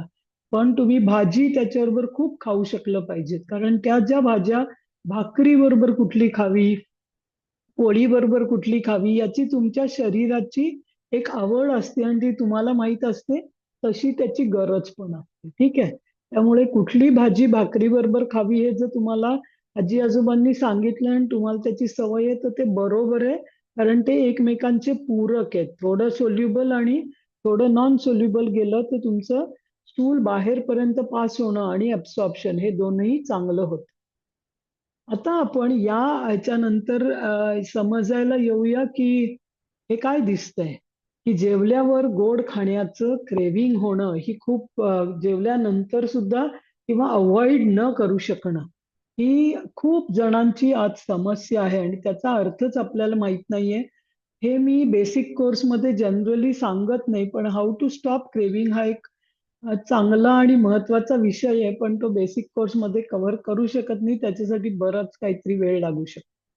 तो आपल्याला काय केलं पाहिजे, तर आपले जे कार्ब्स आहेत ना ते आपण नेकेड खातो, म्हणजे नुसताच तूप मीठ भात खातो, किंवा नुसताच पोळी खातो, नुसती पोळी खाणारे म्हणजे पोळीचा रोल खाणारे लोक असतात की मला पोळीच आवडते, मला भाजी त्याच्याबरोबर आवडत नाही, अशी टच करून भाजी खाणारे आहेत. तर त्याला मेडिकल लँग्वेजमध्ये म्हटलंय आजकाल की नेकेड कार्ब्स, म्हणजे जे नुसतेच खाल्लेले कार्बोहायड्रेट्स आहेत. तर डॉक्टर जेसन फंग, जे मी नेहमी म्हणते की जे नेफ्रॉलॉजिस्ट आहेत, किडनीचे डॉक्टर आहेत, पण ते फास्टिंग आणि प्रॉपर इटिंग वरती खूप त्यांचा रिसर्च आहे, आणि त्यांच्या किंवा आता खूप जण या कार्ब्सला नेकेड कसं खाऊ नये सांगतात. तर मी तुम्हाला सांगणार आहे की नेकेड काय आणि त्या कार्ब्सला ड्रेस कसा घालायचा. तर नेकेड कार्ब म्हणजे काय, तर फक्त शुद्ध कार्बोहायड्रेट आणि त्याच्याबरोबर असलेलं नॅचरल फायबर, प्रोटीन, फॅट हे काहीही नाहीये. म्हणजे बेसिकली तुमचे सगळे बेकरी प्रॉडक्ट्स ते आहेत शुद्ध कार्ब्स. त्याच्यानंतर रिफाईंड शुगर वापरलेलं, पॉलिश केलेले तांदूळ, किंवा तुम्ही इडली करताना मी थोडासा इनो घातला किंवा मी थोडासा सोडा घातला ढोकळा करताना तर चालेल का, असं तुम्ही मला विचारता. पण त्याच्यामुळे होतं काय, तर या सगळ्यामुळे ते अन्न तुमचं फक्त कार्बोहायड्रेट, बाकी सगळ्याचा काहीही परिणाम होऊ शकत नाही. मग या फक्त कार्बोहायड्रेट जेव्हा जेव्हा आपण खातो तेव्हा तेव्हा तुमचं क्रेव्हिंग करण्याची शरीराची कपॅसिटी वाढते. आणि ती का वाढते, तर बेसिकली द मोमेंट शरीराच्या किंवा स्मॉल इंटेस्टाईन मध्ये कार्बोहायड्रेट पोचतं, ऍक्च्युली स्मॉल इंटेस्टाईन पर्यंत पण पोचायची गरज नाही, तुमच्या तोंडाच्या लाळेमध्येच तुम्ही प्रयोग करून बघू शकता. थोडा एक पोळीचा किंवा भाकरीचा तुकडा जिभेवर ठेवा आणि तो नुसताच जिभेवरती असा ओला करत खूप वेळ त्याला ठेवून द्या, तर तो पोळीचा तुकडा गोड लागायला लागतो, कारण ते पोळीमध्ये असलेलं कार्बोहायड्रेट लाळेमध्ये असलेले जे एन्झाईम्स आहेत ते पूर्णपणे त्याला ग्लुकोजमध्ये कन्वर्ट करतात. मग जेव्हा जेव्हा हे कार्बोहायड्रेट ग्लुकोजमध्ये कन्वर्ट होतात ते ऑटोमॅटिकली तुमच्या रक्तामध्ये जाणार आहे, आणि त्याच्यामुळे काय होतं, तर इन्शुलिन स्पाइक होतं. आणि इन्शुलिन स्पाइक होतं आणि मग आता तेवढी रक्तामध्ये गरज नाहीये म्हटल्यावरती काय होतं, तुमची प्रोसेस थांबवली जाते. काय म्हणायचं की भूक लागली नाही याचं, म्हणजे त्याचं एक हार्मोन आहे ज्याचं नाव आहे ग्रेलिन. तर ते हार्मोन वाढतं आणि मग तुम्हाला ब्रेनला सांगितलं जातं की बस बस पोट भरलंय, म्हणून भात खाल्ला, थोडा भात खाल्ला तर खूप पोट भरल्यासारखं वाटतं आणि मग 2 तासांनी परत भूक लागते. हा तुम्ही अनुभव घेतला असेल. किंवा तुम्ही खूप पोळी खाल्ली आणि भाजी नाही खाल्ली तर 2 पोळ्या खाल्ल्यावर पोट भरतं. फक्तच पोळी खाल्ली आहे, जास्त त्याच्याबरोबर तुम्ही भाजी खूप नाही खाल्ली, असं लावून लावून कशाला तरी, किंवा आमटीला लावून आमटी किंवा कढी आणि पोळी खाल्लंय असं काही लोक करतात. पण मग तेव्हा काय होतं, तर इन्शुलिन स्पाइक झालं, भूक थांबली गेली, कारण ते आपलं जे भुकेचं हार्मोन आहे ते स्पाइक झालं आणि त्यांनी सांगितलं मला काही नकोय. 2 तासापर्यंत सगळं ठीक असतं, कारण रक्तामध्ये जेवढी पाहिजे तेवढी शुगर 2 तासापुरती होती. 2 तासांनी काय होतं, तर हे कार्बोहायड्रेट संपलं की मग पुन्हा भूक लागते. आणि दरवेळी तुम्ही कार्बोहायड्रेटचं जेव्हा शुगरमध्ये कन्व्हर्शन होतं, तुमच्या इन्शुलिन वाढलं, कारण इन्शुलिनचं कामच आहे की ते शुगरमध्ये कन्व्हर्ट करण्यासाठी जेवढी गरज आहे तेवढं वाढणार. आणि होतं काय, ते खाल्ल्यावर तुम्हाला खूप छान वाटतं, कारण तिथे डोपामाइन वाढतं. भुकेचं हार्मोन पण वाढतं आणि हॅपीनेस हार्मोन पण वाढतं, आणि म्हणून खूप लोकांना केक, बिस्किट, चिप्स आणि अशा प्रकारचे जे सगळे पदार्थ आहेत जे पूर्णपणे हाय कार्बोहायड्रेट विथ हाय शुगर आणि हाय रिफाईंड सॉल्ट, याच्याने होतं काय, तर शरीराला न कळत डोपामाइन वाढतं आणि जो भुकेचा हार्मोन आहे ते तुम्हाला कमी जास्त कमी जास्त कमी जास्त असं अप अँड डाऊन होत राहतं, आणि मग कळतच नाही काय होतंय. भूक किती लागली आहे न कळत खूप जास्त खाल्लं जातं किंवा सारखी सारखी भूक लागायला लागते. याच्यामुळे क्रेव्हिंग कसं वाढतं, तर हे क्रेव्हिंग तुम्हाला वाटतं मला जेवल्यावर एक थोडंसं खाल्लं तरी पुरतं, मग ते बास आहे का असं वाटत राहतं आपल्याला. पुरतं, पण ते का लागतं, तर बेसिकली का लागतं, तर तुमचं जे कार्बोहायड्रेट आहे ते नेकेड कार्बोहायड्रेट आहे. नेकेड म्हणजे काय, कार्बोहायड्रेट बरोबर प्रोटीन आणि फॅट हे जायला पाहिजे. तर नेकेड कार्बोहायड्रेट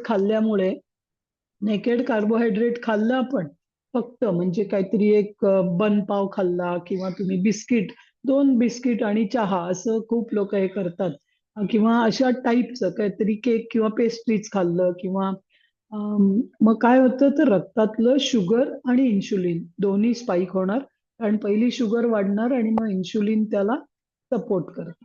त्याच्यानंतर काय होतं, तर त्याच्यानंतर शरीरामधला जो एक सटायटी म्हणून फिलिंग यायला पाहिजे, की हा आता पोट भरलं हे फिलिंग येण्याचा हार्मोन सडनली वाढतो आणि मग तो सडनली कमी होतो, आणि मग तुम्हाला परत काहीतरी खाण्याची इच्छा होते. म्हणजे जेवण चालू असताना तुम्हाला असं नाही वाटत की गोड खावं, पण जेवण झाल्यावर, म्हणजे जोपर्यंत जेवता जेवता तुमच्या कार्बोहायड्रेटचं शुगरमध्ये कन्व्हर्शन जसं जसं होत जातं तसं तसं एक अर्ध्या तासामध्ये तुमच्या शरीराची शुगरची क्रेव्हिंग वाढते.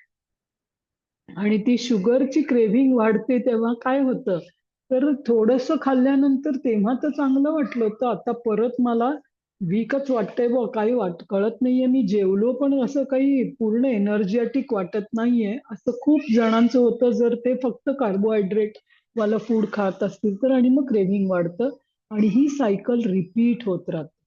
ही रिपिटिशन ही फार डेंजरस आहे, कारण त्यालाच क्रेव्हिंग म्हणलं जातं, जे तुम्हाला सारखं सारखं मागतं. मग आपले सिंपल कार्बोहायड्रेट्स आहेत, ज्याला आपण नेकेड कार्बोहायड्रेट्स म्हणतो, ते सगळ्यात डेंजरस आहेत. सिंपल कार्बोहायड्रेट्स डायजेस्ट व्हायला खूप कमी वेळ लागतो, पण त्याचंच आपल्याला बेसिकली शुगर आपली वाढत राहते रक्तामध्ये. पण ह्याच्याऐवजी तुम्ही कॉम्प्लेक्स कार्बोहायड्रेट्स खाल्ले, म्हणजे तुमच्या ऍक्च्युली सगळ्या भाज्यांमध्ये, फळांमध्ये कार्बोहायड्रेट, प्रोटीन आणि फॅट हे तिन्ही आहे, फक्त त्यांचं प्रमाण वेगवेगळं असेल. पण जेव्हा कॉम्प्लेक्स कार्बोहायड्रेट्स खाता तुम्ही, म्हणजे वेगवेगळ्या भाज्या, फळं, सीड्स आणि उसळी असं खाता, त्यात पण कार्बोहायड्रेट आहे, पण त्याच्यात फायबर पण भरपूर आहे. त्यामुळे त्याला डायजेशन स्लो होतं आणि तुम्हाला हळूहळू त्याचं क्रेव्हिंग कमी होईल.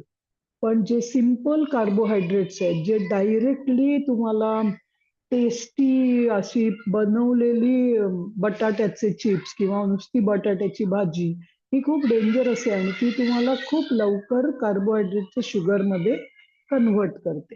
मग याच्यासाठी काय केलं पाहिजे, तर याचं ड्रेसिंग कसं करायचं, या नेकेड कार्बोहायड्रेटचा ड्रेस कसा घालायचा, तर मी तुम्हाला सांगेन, त्याला पुढनं एक ड्रेस घालायचा आणि मागनं एक ड्रेस घालायचा. समजा की त्या कार्बोहायड्रेटला पुढनं तुम्ही प्रोटीन द्या आणि मागनं त्याला फॅट द्या, म्हणजे त्या कार्बोहायड्रेटला तुम्ही असं सँडविच करा प्रोटीन आणि फॅट मध्ये. मग एक्झाम्पल मी देते जी आपल्या रेग्युलरच्या जेवणामध्ये दिलेली व्यवस्थित वापरलेलीच उदाहरणं आहेत, की जर तुम्हाला ओट्स खायचे असतील तर ओट्स बरोबर तुम्ही थोडे ड्रायफ्रुट्स घाला. तुम्ही कॉर्नफ्लेक्स नका खाऊ, कारण कॉर्नफ्लेक्स हा हायली प्रोसेस्ड फूड आहे, त्याच्याबरोबर नाही म्हणत आहे. पण ओट्स आणि त्याच्यात काही दूध घालून किंवा पाण्यामध्ये शिजवून खात असाल तर त्याच्याबरोबर तुम्ही प्रोटीन आणि फॅट दोन्हीसाठी तुम्ही काजू घाला, बदाम घाला, अक्रोड घाला. त्याच्यानी काय होतं तर ओट्स मधलं डायरेक्ट कार्बोहायड्रेटचं कन्व्हर्जन न होता तुम्हाला प्रोटीन, फॅट आणि कार्बोहायड्रेट मिळेल.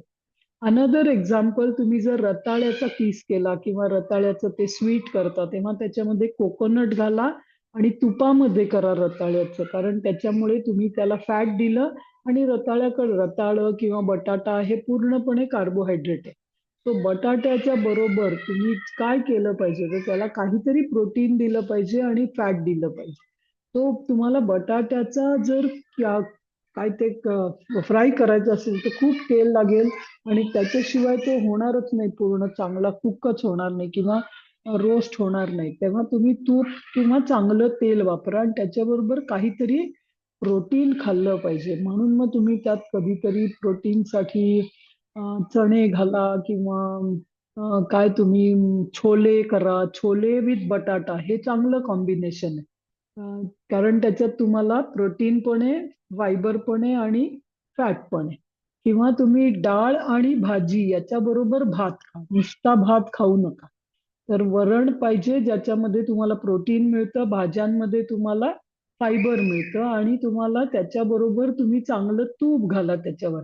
म्हणजे तुम्हाला वरण, भात, तूप, मीठ, लिंबू आणि बरोबर कुठली तरी भाजी हे पूर्ण अन्न आहे. कारण आता ते भातातलं कार्बोहायड्रेट त्याला तुम्ही ड्रेसिंग केलं प्रोटीन आणि फॅटनी, तर मग ते नुसता भात खाल्लात तर तो तुमच्यासाठी त्रासदायक आहे. पण भाताबरोबर जर तुम्ही प्रोटीन आणि फॅट मिक्स केलं तर ते चांगलं आहे. इडली ही नुसती न खाता त्याच्याबरोबर सांबार घ्या आणि त्याच्यावर छान, आमच्या इथे तर इडलीला 5 भोकं पाडतात, त्याच्यावर तुपाचा पूर्ण धार घालतात आणि मग वरनं सांबार घालतात, सांबार इडली म्हणून. कारण सांबारमध्ये तुम्ही खूप साऱ्या भाज्या आणि डाळी दिल्यात त्याला. तर अशी कॉम्बिनेशन करणं हे खूप महत्वाचं आहे. मग सपोज तुम्ही कांदे पोहे बनवले, आता नुसते कांदे पोहे खाल्ले ना तर ते पूर्णपणे कार्बोहायड्रेट आहे.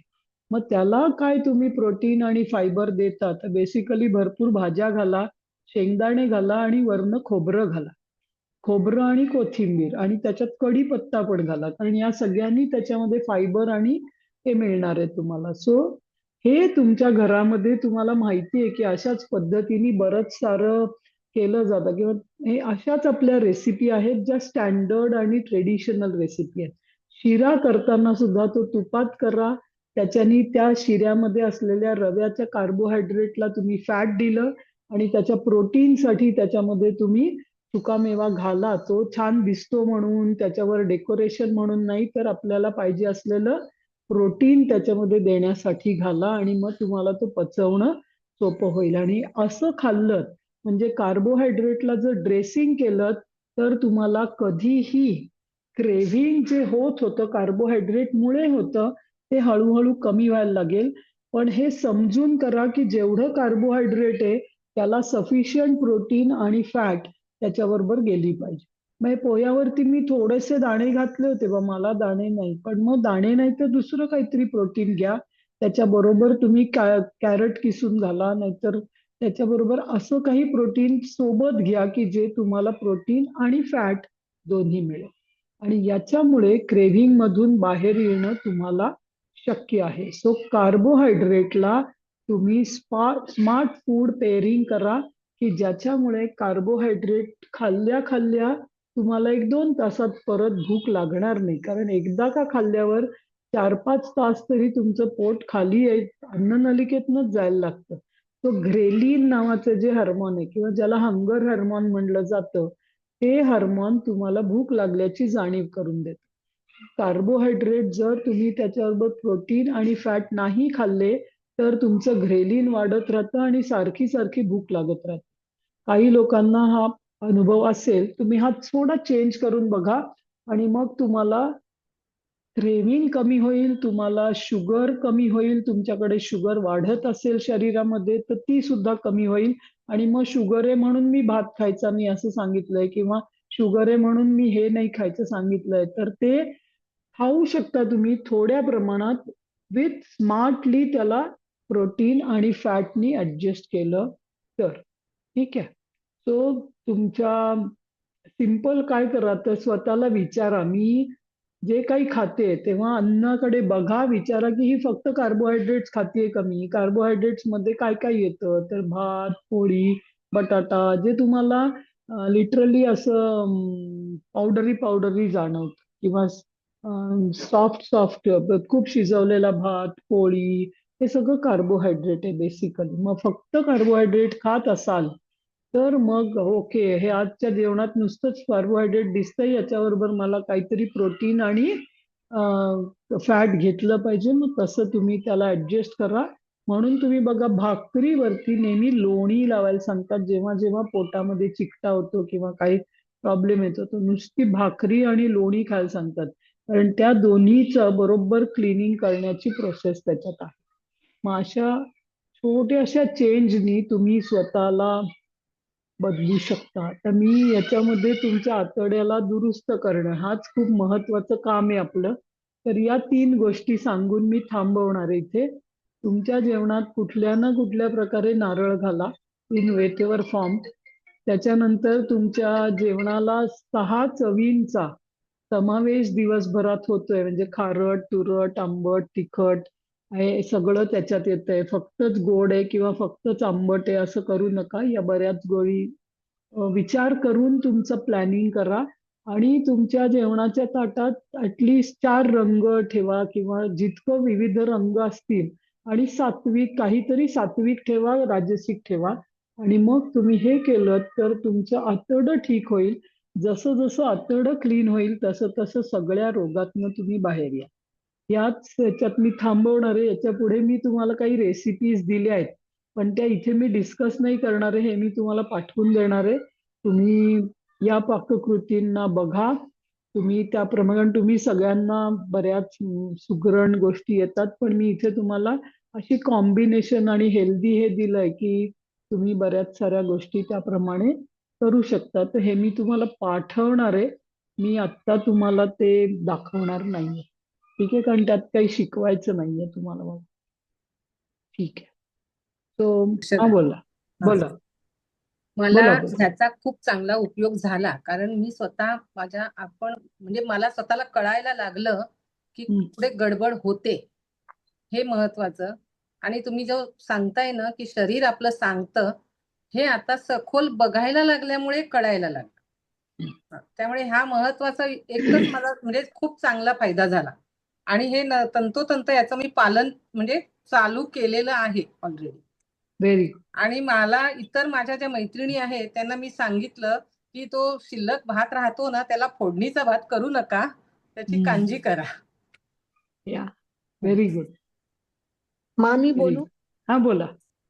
व्हिडिओ ऑन केला तर बरं होईल, आम्हाला कळेल आम्ही कोणाशी बोलतो. हो. नाव सांगा, नाव सांगा. हा, शैला नाव आलं, सोनाणे. नाव आलं तिथे, पण शैला सोनाणे. मुद्रांचा खूप म्हणजे नवीन कळलं काहीतरी, आणि फायदा तर होणारच. आणि मनापासून परत थँक्स देते की तुमच्यामुळे खूप फरक पडला आहे. 21 दिवस आणि हे 5 दिवस. तो हार्टफेल्ट थँक्स, धन्यवाद. पण आता तुम्ही तो कोणाच्या करू शकता काय बदल, तो होमवर्क वर विचार केला का काही थोडासा तरी दुसऱ्या सराउंडिंग मध्ये? हो हो, करू शकेल. करू शकेल. मुली बरोबर तर रोज हे करतेच आहे, शेअरिंग कर, प्रॅक्टिस पण कर. हो, गुड गुड गुड. थँक्यू मा, थँक्यू. नेक्स्ट कोणाला बोला? मी बोलते. हा बोला बोला. लाईफस्टाईल जी अगोदर होती आणि हा कोर्स जॉईन केल्यानंतर जी चेंज झाला ते खूपच छान झालं. आणि माझे भाचे आहेत ट्विन्स 8 वर्षाचे, त्यांना सांगितलं ना की 7च्या नंतर खायचं नाही. आणि कधी मी त्यांना सांगितलं की अरे आता जेवण करायला, तूच सांगितलंस ना 7 नंतर खायचं नाही, नाही म्हणजे नाही. तर ते काटेकोरपणे पाळतायत. पाळतात व्हेरी गुड. आणि खूप आवडला कोर्स. आणि तुम्ही जी सांगण्याची पद्धत, तुमची जी हे आहे स्टॅमिना, तो म्हणजे अतिशय म्हणजे चांगलं आहे. ते खूप छान. आणि त्याचा खूप फायदा झाला मला तरी म्हणजे, आणि माझ्या कुटुंबाला सुद्धा. Thank you. Thank you very much. Okay good. मा नेक्स्ट. मला हा मा बोला बोला. मी 21 दिवसाचं जे कोर्स आहे आपलं, त्या कोर्समधून मी माझ्या मम्मीला सांगितलं होतं ते पिलर ऑफ लाईट मेडिटेशन करायला. तर तिला त्याचा इतका फायदा झाला की ती म्हणली माझं शरीर एकदम असं हलकं हलकं होते आणि खूप मानसिक शांतता लागते. आणि ते बघून माझी बहीण आता यावेळेस जॉईन होणार म्हणतीये. आणि या सेशनमध्ये मला सगळ्यात महत्वाचं म्हणजे मुद्रा, याशिवाय पृथ्वी तत्व, 5 तत्व आणि ते कसं एकमेकांना बॅलन्स करतात हे खूप छान पद्धतीने कळले. आणि याचा मी उपयोग माझ्या स्वतःसाठी तर पहिल्यांदा करणार आणि मग मी लोकांना सांगू शकेल त्याच्याबद्दल. थँक्यू मा, धन्यवाद. Very good. खूप तुम्ही एकदम मनापासून घेता त्याच्याबद्दल खूप खूप धन्यवाद. मी बोलू का? मी बोलू का? हा बोला बोला बोला. हा, मी तर मी म्हणू क्लास नका, जॉईन नाव घ्या केला. म्हणजे आम्हाला कळेल माझं कोण नाव बोलतंय. निर्मला परमार, मी मुंबईहून बोलते. हा. आणि माझं ही सेकंड टाइम होतं. आणि त्यावेळेला मी अजून वेगस नाव मागे रिव्ह्यू दिला तेव्हा नव्हते, आता मी चालू केलंय. तर मला जर दुसऱ्यांना सांगायचं असेल ना, तर माझ्याकडे ना अशा यंगस्टर्स किंवा अशा मुली आहेत जास्त फ्रेंड सर्कलमध्ये. तर माझा ना थोडासा हेअरफॉल होता, तो आता कमी झालाय. ठीक आहे. तर मला माहितीये की माझ्या फ्रेंड सर्कलमध्ये काय आवडणार आहे. तर मी सांगते, if you want a flawless skin, सुंदर केस, करेक्ट. चेहऱ्यावर ते, तर तुम्ही ह्या क्लासला या. कारण की अजून माझ्या फ्रेंड सर्कलमध्ये असे इश्यूज नाहीयेत ना, हेल्थ इश्यूज. आणि बरेच जण असं आता हेल्दी लाईफस्टाईल हाय करतात. पण सौंदर्य मात्र ही एक अशी गोष्ट आहे, म्हणजे स्किन आणि केस. तर मी तेच पकडून सगळ्यांना सांगते आणि they are impressed and they have already in the February batch. आणि मी मला स्वतःचा हा अनुभव आहे म्हणून. Very good very good. नमस्कार. नमस्कार. मी शिंबेकर बोलतोय. हा बोला. मला बराचसा बिझी शेड्यूल माझा असतं काही काही कारणामुळे, आणि त्याचा ताण यायला सुरुवात झाली होती वयानुसार असेल किंवा ह्या सगळ्या हेप्टिक याच्यामधून. पण आता हे गटचं कार्य सुधारल्यानंतर तुम्ही ज्या म्हणाल्यात की तुमचं एक वाढतं धैर्य वाढतं म्हणा किंवा स्ट्रेसचं प्रमाण कमी, याचा अर्थ तो गट इम्प्रूव्ह होतोय हे माझ्या लक्षात आलंय. आणि स्ट्रेस मॅनेजमेंटसाठी मी म्हटलं तसं की हा एक उपाय आहे गटचं हे पहिल्यांदा हे सुधारणं. तर हा एक विषय त्याच्यामध्ये मला अंतर्भाव करता येणार आहे हे लक्षात आलं. आमची आई आता 89 वर्षाची आहे. ती पण आमच्याबरोबर आधी ती म्हणत होती की मला रात्री झोप येणार नाही, मग मला भूक लागेल. म्हटलं तू जेवून बघ. आणि तिला इरेग्युलर बाउल सिम्पटम्स म्हणजे कधी कधी असं IBS होतं. तर ते त्या दृष्टीने बघितलं तर आता तिच्यामध्ये फरक पडतोय. म्हणजे आता अजून तिच्या वयानुसार वेळ लागेल थोडाफार, तर पण बराचसा परिणाम झालेला आहे. आणि तिचं ते जे होतं किंवा तिला डिसेंट्री टाईप जे व्हायचं खाल्ल्यानंतर त्याचं प्रमाण कमी झालेलं आहे हे नक्की लक्षात येते. तर म्हणजे अशा खूप आहेत फायदे सांगण्यासारखे, पण खूप छान फायदा झाले. Very good. Great. Yes Manjiri बोला तुम्ही. नमस्कार मी डिसेंबर आणि जानेवारी दोन्ही महिन्यांचं केलं आणि आता हा ऍडव्हान्स कोर्स केला. तर मला तो खूप फरक पडला. म्हणजे मागे मी एकदा तुम्हाला मेसेज पर्सनल याच्यावर पण टाकला होता की मला उभं राहून चालणं कधी कधी कठीण व्हायचं, सगळं आखडून जायचं, असं डोळ्यात पाणी यायचं. आणि काही दिवसापूर्वी माझ्या नातवाबरोबर अक्षरशः पळापळीचं खेळ खेळले मी त्याच्याबरोबर. तर मला एवढा आनंद झाला ना. आणि तो मला आई म्हणतो आणि मला म्हणायचं आई चल पळ, आई पळ करायचा. तर मला एवढी मजा यायची की मला त्याला त्याच्याबरोबर करता येतंय. आणि ह्याचा आणि हा सगळा माझ्यातला फरक बघून म्हणजे आता माझ्या आजूबाजूला सगळेजण, माझ्या नंदा वगैरे, तू काय केलंस काय केलंस. तर आता ह्या महिन्यात फेब्रुवारीमध्ये त्याही जॉईन करतायत. तर म्हणजे आपणून पुढून जाऊन मला सांगण्यापेक्षा समोरून जेव्हा ते विचारतायत ना, तर तेव्हा मला ते बरं वाटतं. आणि मी त्यांना सांगते की मी हे केलं, तुम्ही पण करा. हेच बरोबर गोष्ट आहे ऍक्च्युली. तर त्याचा तुम्हाला चांगला फायदा होईल असं. आणि मुद्रा तर म्हणजे मला खूपच पटल्या, त्या आवडल्या. आणि दुसरी महत्वाची गोष्ट काय की आज पण तुम्ही जे मला आपल्याला अन्न कसं खायचं वगैरे त्याचं सांगितलं ना, तर त्याच्यात एक छोटीशी गोष्ट अशी लक्षात आली की लग्नापूर्वी माहेरी असताना जे आईकडे करत होतो ना, तर it is like going back to basics, की जे आईने शिकवलं होतं ते आता परत फॉलो करायचंय. येस, नक्की करीन. Thank you very much. या नेक्स्ट. या मॅम मी पटपट बोला. हा बोला, सगळ्यांनी बोलायचंय. बोला. या कोर्स केल्यानंतर सगळ्यात महत्वाचं म्हणजे मला उपवास जमायला लागले. आज माझा शनिवार आहे, मी दुपारी एकदाच जेवले, आता फ्रुट्स काढले, तर मी राहू शकते, काही नाही. नाहीतर आधी मला कॉन्फिडन्सच नव्हता. मला भूक लागली की एकदम गळून जायचे हातपाय, आणि मग किती खाल्लं तरी एनर्जी लवकर नाही यायची, तो दिवसच फुकट जायचा. तर हे मला सगळ्यात अगदी इमिडिएट मिळालेला हा रिझल्ट आहे, आणि खूपच चांगला आहे. व्हेरी आणि गुड. पाणी आज तर मी कॉन्शियसली कमी पिले, पण त्यामुळे मला खूप फरक मलाच वाटतो. आता सायकोलॉजिकल की काय मला माहिती नाही, पण आज सध्या तरी वाटतो. बघेन मी आता. त्याचं का ते कारण शोधूच नका. तुमचं शरीराने मागितलं तर द्या, नाही तर देऊ नका. कारण शोधूच नका की सायकोलॉजिकल का फिजिकल का फिजिओलॉजिकल, कारण सगळ्या अंगांनी बदल होतच राहतो. ठीक आहे. Okay, very good. Yes, next. Ashutosh बोलतोय. हा बोला. मी बेसिक कोर्स केलेला आहे आणि त्यामुळे बेसिक कोर्स मधून तर सगळी माहिती मिळालीच आहे, परंतु त्यामध्ये बरेचसे काही वेळेस काही क्वेश्चन्स होते, ते सगळे या ऍडव्हान्स कोर्स मध्ये क्लिअर झाले की कशामुळे असं आहे. आणि सगळ्यात महत्वाचं म्हणजे ऍडव्हान्स मध्ये प्रकृतीबद्दल खूप सुंदर माहिती मिळाली की प्रकृतीमध्ये पंचमहाभूत कसे कनेक्टेड आहेत, ते खूप छान माहिती मिळाली आणि डिटेल कळालेलं आहे. तर हे तर, आणि हा कोर्स केल्यापासून तुम्ही जसं बोलला होता तसं अलाराम वाजायच्या आधी आता मला जाग येते, आणि जवळपास 1.5 महिना झाला आता रेग्युलर माझे एक्सरसाइज वगैरे आणि प्राणायाम आणि मेडिटेशन या सर्व गोष्टी व्यवस्थित वेळेवर चालू आहेत. तर त्याच्यामुळे हा खूप चांगला फायदा झाला. त्याच्याशिवाय आता जसं इतरांसाठी म्हणून मग मी ऑफिसमध्ये जेव्हा आम्ही बसतो आणि बरेच मित्रांना किंवा ऑफिसमधल्या कलिग्सना कॉन्स्टिपेशन आहे किंवा अपचन किंवा वजन वाढणे हे त्रास आहेत आणि आम्ही गप्पा मारताना कळतात, तर मी त्यांना आवर्जून आपल्या क्लासबद्दल इन्फॉर्म केलेलं आहे आणि त्यांना सांगितलं की हे काही डॉक्टर्स नाही आहेत, फक्त तुम्ही तुम्ही जे राहता, जसं अन्न खाता, कधी खायला पाहिजे वगैरे याबद्दल माहिती आहे, तुम्ही आवर्जून तो क्लास जॉईन करा, हे तुमचे सर्व त्रास क्लिअर होतील, डॉक्टरकडे जायची गरज नाही पडणार. त्यांनी पण खूप इंटरेस्ट दाखवलाय, सर्वांनी लिंक माझ्याकडून घेतलेली आहे. Very good.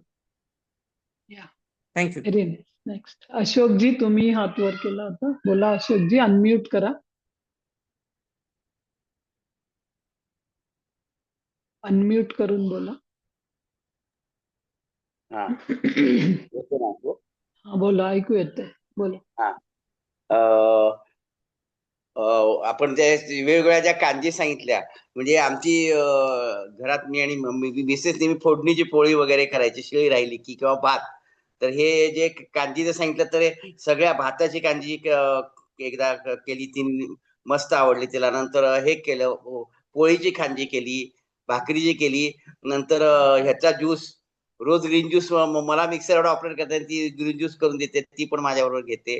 नंतर बीटरूट कांजी हे केली. मी फोटो पण टाकले ग्रीन ज्यूसचे, आपण बघितले असतील की बीटरूट कांजी घेतो, एक अल्टरनेट घेतो. नंतर रताळ्याचं जे आपण बोला, माझा उपास शनिवारी असतो ना, तर आपण म्हणतात तसंच आता वर्षानुवर्ष, आता परवा 29 तारखेला माझ्या लग्नाला 42 वर्ष झाली पूर्ण.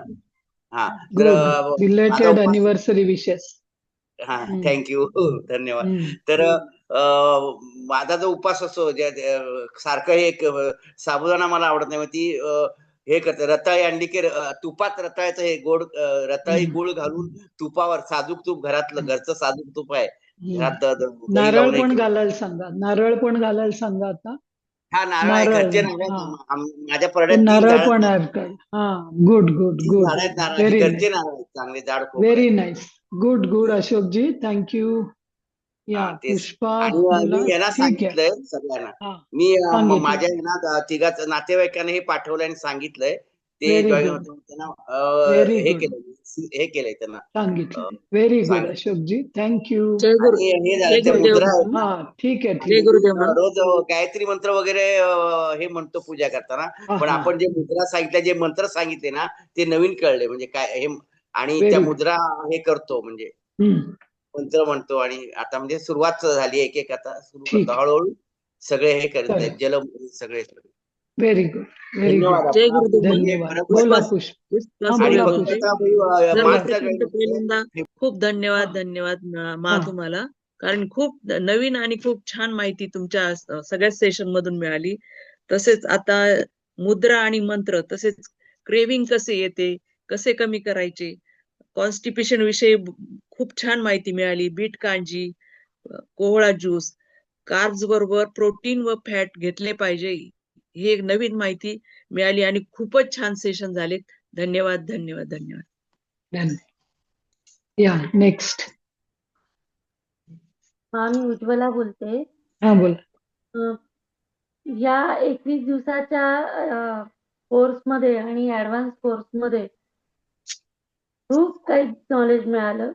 कांजी हा प्रकार आतापर्यंत माहितीच नव्हता. कसं करायचं, काय करायचं, कसं खायचं ते माहिती नव्हतं. आणि ग्रीन ज्यूस हा मी घेतलेला पण नव्हता, पण तो आता याच्यामध्ये घ्यायला लागले. आणि आता ह्या ऍडव्हान्स कोर्समध्ये तुम्ही सर्व इतकं सोपं करून सांगितलं की पंचमहाभूत आपल्या हातातच आहे, बोटांमध्ये आहे. ही संकल्पना इतकी भावली म्हणाला की खूप विचारपूर्वक ही गोष्ट आहे. आणि त्याचसोबत तुम्ही जे आपल्या प्रकृती म्हणजे वात, पित्त आणि कफ यांचा कसा शरीराशी संबंध असतो, हा जो सखोल अभ्यास झाला हा खूप छान झाला. आणि मला हा जसा कोर्स जॉईन केला तसा मला ऍसिडिटीचा त्रास आता होत नाही. पूर्वी खूप त्रास व्हायचा, खूप चक्कर यायची, अपचन व्हायचं, डोकं. आता हा त्रास मला काही होत नाही. Very kanji good. मिळते, भाकरीची असो, भाताची असो किंवा आपली बीट कांजी असो.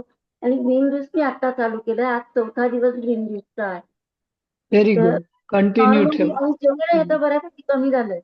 असं वाटत नाही, इच्छा पण नाही होत की खावं आता हे. थोडंसं खाल्लं तरी पुरेसं होतं. Very good. ठीक खूप आहे. धन्यवाद. Very thank you. जय गुरुदेव. नेक्स्ट. ते असं का झालं असेल, म्हणजे पूर्वीपेक्षा जेवण कमी झालं पण तरी सुद्धा फ्रेश नाही वाटतं. गरज पूर्वी तुम्ही मनानी स्ट्रेसनी इटिंग करत होतात, अच्छा. हॅपीनेस साठी इटिंग करत होतात. आता तुमचं शरीर तुम्हाला त्याला जेवढं पाहिजे तेवढंच मागतंय. त्यामुळे तुमची शरीराचं फूड कमी नाही झालंय, मागच्यापेक्षा कमी झालं. एवढंच. तर एखाद दिवशी जास्त भूक पण लागेल, त्या दिवशी जास्त खा. शरीराचं ऐकून खा. अशी काळजी करू नका की कमी झालंय, मी बारीक होईन का, असं काहीही होणार नाही. जी तुमची शरीराची गरज आहे तेवढं होत राहील. हा, तेच त्याच पद्धतीने चालू आहे, पण येस, हॅपी ते आहोत. बरोबर आहे. ते बरोबर आहे. करेक्ट. गुड. हॅपी हॅपी छान वाटतं. थँक्यू. Very good. नेक्स्ट. जय गुरुदेव मा. हा, जय गुरुदेव. बोला मग. आपण तर गेल्या 16 वर्षापासून जे काही करत आहोत आणि जे त्याच्यातून दुसऱ्यांना दिसतं ते बरोबर तसं करतायत. आणि म्हणजे माझ्यामध्ये भरपूर बदल झालेला आहे, चेहऱ्यामध्ये झालेला. आणि जे आपण सांगितलं होतं मागे पण की पौर्णिमा आणि अमावस्येचं, तर मी बरोबर केसांचं लक्ष ठेवलं ना, तर पौर्णिमा आली की केस असे मऊ मऊ छान होते. आणि अमावस्येच्या वेळेस पुन्हा आठवायला लागतं थोडंसं, म्हणजे शरीरात जे काही परिणाम प्रमाण आहे पडतो. पाण्याचं त्याच्यावर होतंय तो. ते पण निरीक्षण केलं तर लक्षात येतं. आणि विचारतात असं, तुम्ही काय करता हो, म्हणजे आता तुमची तब्येत एवढी बारीक झाली, मग तुम्ही काय करता? काहीच नाही, आपण नॅचरल लिव्हिंगचा आहे ना तो कोर्स, तो करतो. आणि ते मग कोणी कोणी म्हणतं, त्यांना माहिती असतं ना, ते SSY करतात म्हणे, त्याच्यामुळे त्यांचं आहे तसं. तर म्हणे SSY पण नॅचरल लिव्हिंगच आहे, पण आता आपण जास्त डीप मध्ये शिकतोय. एक्झॅक्टली. हा, बरोबर. तर ते होतं. आणि दुसरं म्हणजे आता फॅमिली तर पूर्णच झालेली आहेत सगळ्यांनी. म्हणजे सगळ्यांनी सुनबाईंनी केलं. केलं, बहिणींनी केलं, तिच्या माहेरच्यांनी केलं, आणि अजूनही आता यावेळेस पण माझं दुसऱ्या भाऊ बहिणी सगळ्यांनीच भरलेले आहेत ते फॉर्म. म्हणजे नुसतं आपण सांगून आपण एवढं थोडं थोडं दिलं तर त्यांनी त्यांचं काहीच होणार नाही. त्यापेक्षा तुम्ही पूर्ण करा, पूर्ण घ्या. मग त्यातलं तुम्हाला जेवढं काही करायचं ते करू व्हेरी शकता. गुड. व्हेरी आणि गुड. आई माझ्या बाजूला बसायची, थोडं थोडं आई करायची. तर मी भाताची कांजी, ती भात खात नाही, भाताची कांजी मी करायचे. मग ती इतकं अट्रॅक्टिव्ह दिसलं मला, म्हणे मला थोडंसं दे. मी म्हणलं खाती का थोडं? म्हणे नको नको, 2-3 वेळा. मग एक वेळेस चमचाभर दिलं, नाही नाही दे अजून मला, म्हणजे आता ते खाऊ वाटायला लागले असं. Very good. असं होतं. Good good. Very nice. Yes. Sachin, आणि कांजी तुम्ही तर याची तर नेहमीच करते मी. याची बीटरूटची आवळ्याची का? केली, आवळ्याची. बीटरूटची, आवळा, आणि आता काय गाजर. ग्रीन ज्यूस मात्र अधून मधूनच केलेलं आहे. पण ग्रीन ज्यूस करा, कंटिन्युअस तुमच्या मिस्टरांना त्याची फार गरज आहे. तेच ग्रीन ज्यूस कंटाळा कंपल्सरी करतात. खाल्ला पाहिजे. कांजी मध्ये आवळा फ्रेश नाही मिळाला तर कॅन्डी टाकली तर चालेल काय? नाही, जे फ्रेश आहे तेवढंच टाका, नसेल त्याची काही गरज नाही. जे फ्रेश मिळेल तेच टाका. मला सचिन, ग्रीन ज्यूस तुम्ही हात वर. सरांना ग्रीन ज्यूस कंपल्सरी रोज द्या, 2दा द्या. सर्वात तुमचा इम्पॉर्टंट जो विशेष म्हणजे बरेच सारे पानं पण कुठून आणायचे नाही, आपल्या इथे सगळे पानं आहेत घरात. सगळं मिळते, म्हणूनच तो सगळ्यात बेस्ट आहे. तुमच्या त्याचं एक 7 दिवस ओळीने घ्या आणि मग मला सांगा. खूप मोठा फरक दिसेल तुम्हाला. हम्म. जय गुरु जय गुरुदेव. जय गुरुदेव. तान्हाजी. सचिन बोला. बोलतोय. हा हा, बोलते ओके. सीलमा सचिन. बोलते. और कोणतरी एक जण बोला, दोघंही बोलताय. हो, तिला तान्हाजी तुमचे. बोलून घ्या तुम्ही. तिला बोलून घ्या. हा, बोलून घ्या. हा ठीक आहे. हा, बोला हा, मग बोला. दिवसातून 2-4 जण जरी भेटतात की तुम्ही एवढे फ्रेश का दिसता, सकाळपासून संध्याकाळपर्यंत फ्रेश कशा राहता, एवढं ड्युट्या करून, आणि मुली म्हणतात आम्ही एवढं थकून जातो क्लास करता करता, तरी तुम्ही दुसऱ्या बॅचला पुन्हा फ्रेश कसं काय राहता. मग त्यांना तो सेपरेट क्लास द्यावा लागतो. आता आज मी मिस्टरांसाठी इथं शेतावर आलेली आहे. सगळी पानं तोडली अगदी टब भरून, आणि ती धुवून बुवून सगळी ठेवली आहे. आता उद्या सकाळी मग संगमनेरला जाऊन मग त्यांना 5 दिवस मी कंपल्सरी ज्यूस वरच ठेवणार आहे. कंपल्सरी ज्यूस, फक्त कच्च बस. त्यांचं ते पोट साफ करायचंय अच्छा. मला. त्यांच्यासाठी ना हो. अजून एक गोष्ट करा मग. त्यांना कडुनिंब आहे ना तुमच्या इथे? कडुनिंब. आहे ना. कडुनिंब आणि कारल्याचं जे हिरवं येतं ते. ओके. वरचं फक्त हिरवं. तर कारल्याचं वरचं घ्या आणि कडुनिंबाची इक्वल, म्हणजे हे जर एक भांडभर असेल तर ते पण भांडभर इक्वल घ्या. ते मिक्सर वरती पेस्ट करा. ते एका ताटामध्ये ठेवा आणि त्या ताटात त्यांना पाय ठेवून त्यांचे पाय जेवढे त्यांना हलवता येतील असे असे असे करत राहायला सांगा. हळूहळू त्यांच्या पायात ना, पायामधनं ते जायला पाहिजे. त्याच्याने त्यांचं जे रिव्हर्स चॅनेल आहे ना तो क्लिअर होईल. ओके. वरती तोंडात कडू चव येते त्याची ना. हा, एक्झॅक्टली तेच. पण त्यांना कडुनिंब आणि ते वेगवेगळ्या फळांचं पण करतात, पण यांच्यासाठी कारलं आणि कडुनिंब घ्या. त्याच्याने तो आतला जो कचरा आत राहिलाय तो निघून जाईल त्यांचा, जो कडक झालेला आहे. त्यामुळे ते कॉन्स्टिपेशन. जेवतच नाही आणि खायला नाही, खूप जेवू असं शकत कुरकुर नाही, करतात, कारण जबरदस्त. त्यांना आतमध्ये पोटच साफ होत मुश्किल आहे नाही. त्यांचं. ठीक आहे, गट्स करून खूप बघा खराब तुम्ही. झालेत. म्हटलं मी पण करते तुमच्या बरोबर, मी पण कंपल्सरी शुद्धी करते, म्हणजे दोघं मिळून होईल. Correct. Good good good good. चल, ओके. थँक्यू मग. थँक्यू. बोला सचिन. सचिन बोलतो. हा, बोला. पहिल्या बॅच पासूनच आहे आपलं नोव्हेंबर 24 पासून, आणि रेग्युलर इम्प्लिमेंटेशन चालूच आहे. ग्रीन ज्यूस आहे, कांजी आहे, आणि स्पेशली मी बीटरूट कांजी मला जास्त सुटेबल होते. बाकी कांजी नाही होत मला तशी सूट. आणि सर्वात इम्पॉर्टंट जे आज कळालेलं आहे, शरीराला माहित आहे की त्याला स्वतः कसे बरे करायचे. आपल्याला त्याला फक्त संधी द्यायची आहे की ते स्वतःला मदत करणार आहे. आणि त्यासाठी तुम्ही सांगितलेलं आहे की अन्न, पाणी आणि उपवास याचा औषध म्हणून उपयोग केला की ते ऑटोमॅटिक स्वतःला बरं करणार आहे. आता माझी इतकी नॅचरल झाली आहेत ना शरीर एसटी वगैरे, लोकांना एवढा बारीक कसा झाला तू, एवढा बारीक, त्यांना म्हणजे मान्यच नाही की एवढा बारीक होऊ शकतो माणूस, आणि एवढा हिट असतो. 5 किलोमीटर चालतो, डोंगर चढतो, गड चढतो, मला काहीच प्रॉब्लेम नाही. तुम्हाला काय प्रॉब्लेम वाटतो? हे ट्रिमेंडस बदल आहे, आणि लोकांना इन्स्पायर करत असतो. बरेच लोक जॉईन पण होत आहेत, काहीतरी स्टोरी टाकतो, काहीतरी कथा टाकतो, जेणेकरून येस, तुम्ही खूपच काय काय करता. Very good. त्यात लोक इन्स्पायर होतात. Very nice. ओके. जय गुरुदेव. येस, संगीता मा, बोला. जय गुरुदेव. आम्ही रोज आता कांजी पण घ्यायला सुरुवात केली आहे. रोज 7 ते 7 मध्ये जेवतो. सगळं रेग्युलर. ग्रीन ज्यूस आम्ही बरेच दिवस घेतच होतो, पण आता रेग्युलर घेतोच आहोत. खूप फरक पडलेला आहे. मला मनात बरेच वर्ष होतं की लवकर जेवावं, पण घरी नव्हतं जमत त्यांच्यामुळे. पण आता नेहमी त्यांना पण पटलं ते, त्यामुळे आम्ही लवकर जेवतो, त्यामुळे खूप बरं वाटतंय. मला फक्त एक प्रश्न विचारायचा होता. माझी शुगर जी आहे ही सकाळची जास्त असते, दुपारची नॉर्मल येते. तर होणार आहे का? उपास जेव्हा तुम्ही करता ना तर किटॉसिस मध्ये जातं शरीर, त्यामुळे कीटोन सकाळीच बाहेर पडतात. रात्रभर ते कीटॉन्स तुम्ही हा. मी परवाच एका सेशन मध्ये पण सांगितलं की हो. तुमचं ब्रेकफास्टच्या आधीची शुगर जास्त आहे आणि तुम्ही ऍक्टिव्हिटी 2 तासाची केल्यावर ब्रेकफास्ट खाल्ल्यावरची जी आहे ती कमी होतीये. याचा अर्थ तुम्हाला शुगर नाही येते, ती कीटॉन्स हेज होत आहेत तुमचे. ओके, ओके, पण त्यामुळे म्हणजे मला तर डॉक्टर म्हणतात त्यामुळे त्यांनी रात्रीची माझी गोळी उलट वाढवली असं नाही होतंय थोडस, पण त्यामुळे नाही, मला समजत नाही तुम्ही की काय थोडं करू. नेचरोपॅथी डॉक्टरकडे जाऊन भेटा. ओके त्याच डॉक्टरला सांगा तुम्ही असं असं करताय आणि ओके. याच्यामुळे माझे कीटॉन्स येतात, तर तुम्ही नाही फास्टिंग ह्याच्यामुळे इन्शुलिन असं नाही, नाही माझ्या नाही अगोदर पण म्हणजे तुम्ही फास्टिंग इन्शुलिनची टेस्ट करून बघा. ब्लड ओके हा शुगर न करता फास्टिंग इन्शुलिन करून बघा. ते किती आहे मला सांगा, मग मी तुम्हाला सांगते. ओके हा. ते बाकी फास्टिंग इन्शुलिनचा आम्ही काउंट सांगा तुम्ही मला. ओके, बाकी सगळं मी रेग्युलरली बरीच वर्ष आम्ही करतोय, म्हणजे फॉलो करतोय. येस येस 2003 पासून आम्ही रेग्युलर प्राणायाम मेडिटेशन रेग्युलर चालू आहे. ग्रीन ज्यूस आम्ही जवळजवळ 2-2.5 वर्ष घेतोय. आता हे जेवण सुरू केलंय, पण त्यातून आणखीन काय फरक पडावा हे मला समजत नव्हतं की नाही नाही, फास्ट. तुम्ही फास्टिंग इन्शुलिन करून बघा आणि मग आपण विचार करूया काय ओके प्रॉब्लेम आहे. ठीक आहे. Okay thank you. डॉक्टर रमा, तुम्ही हात वर केला.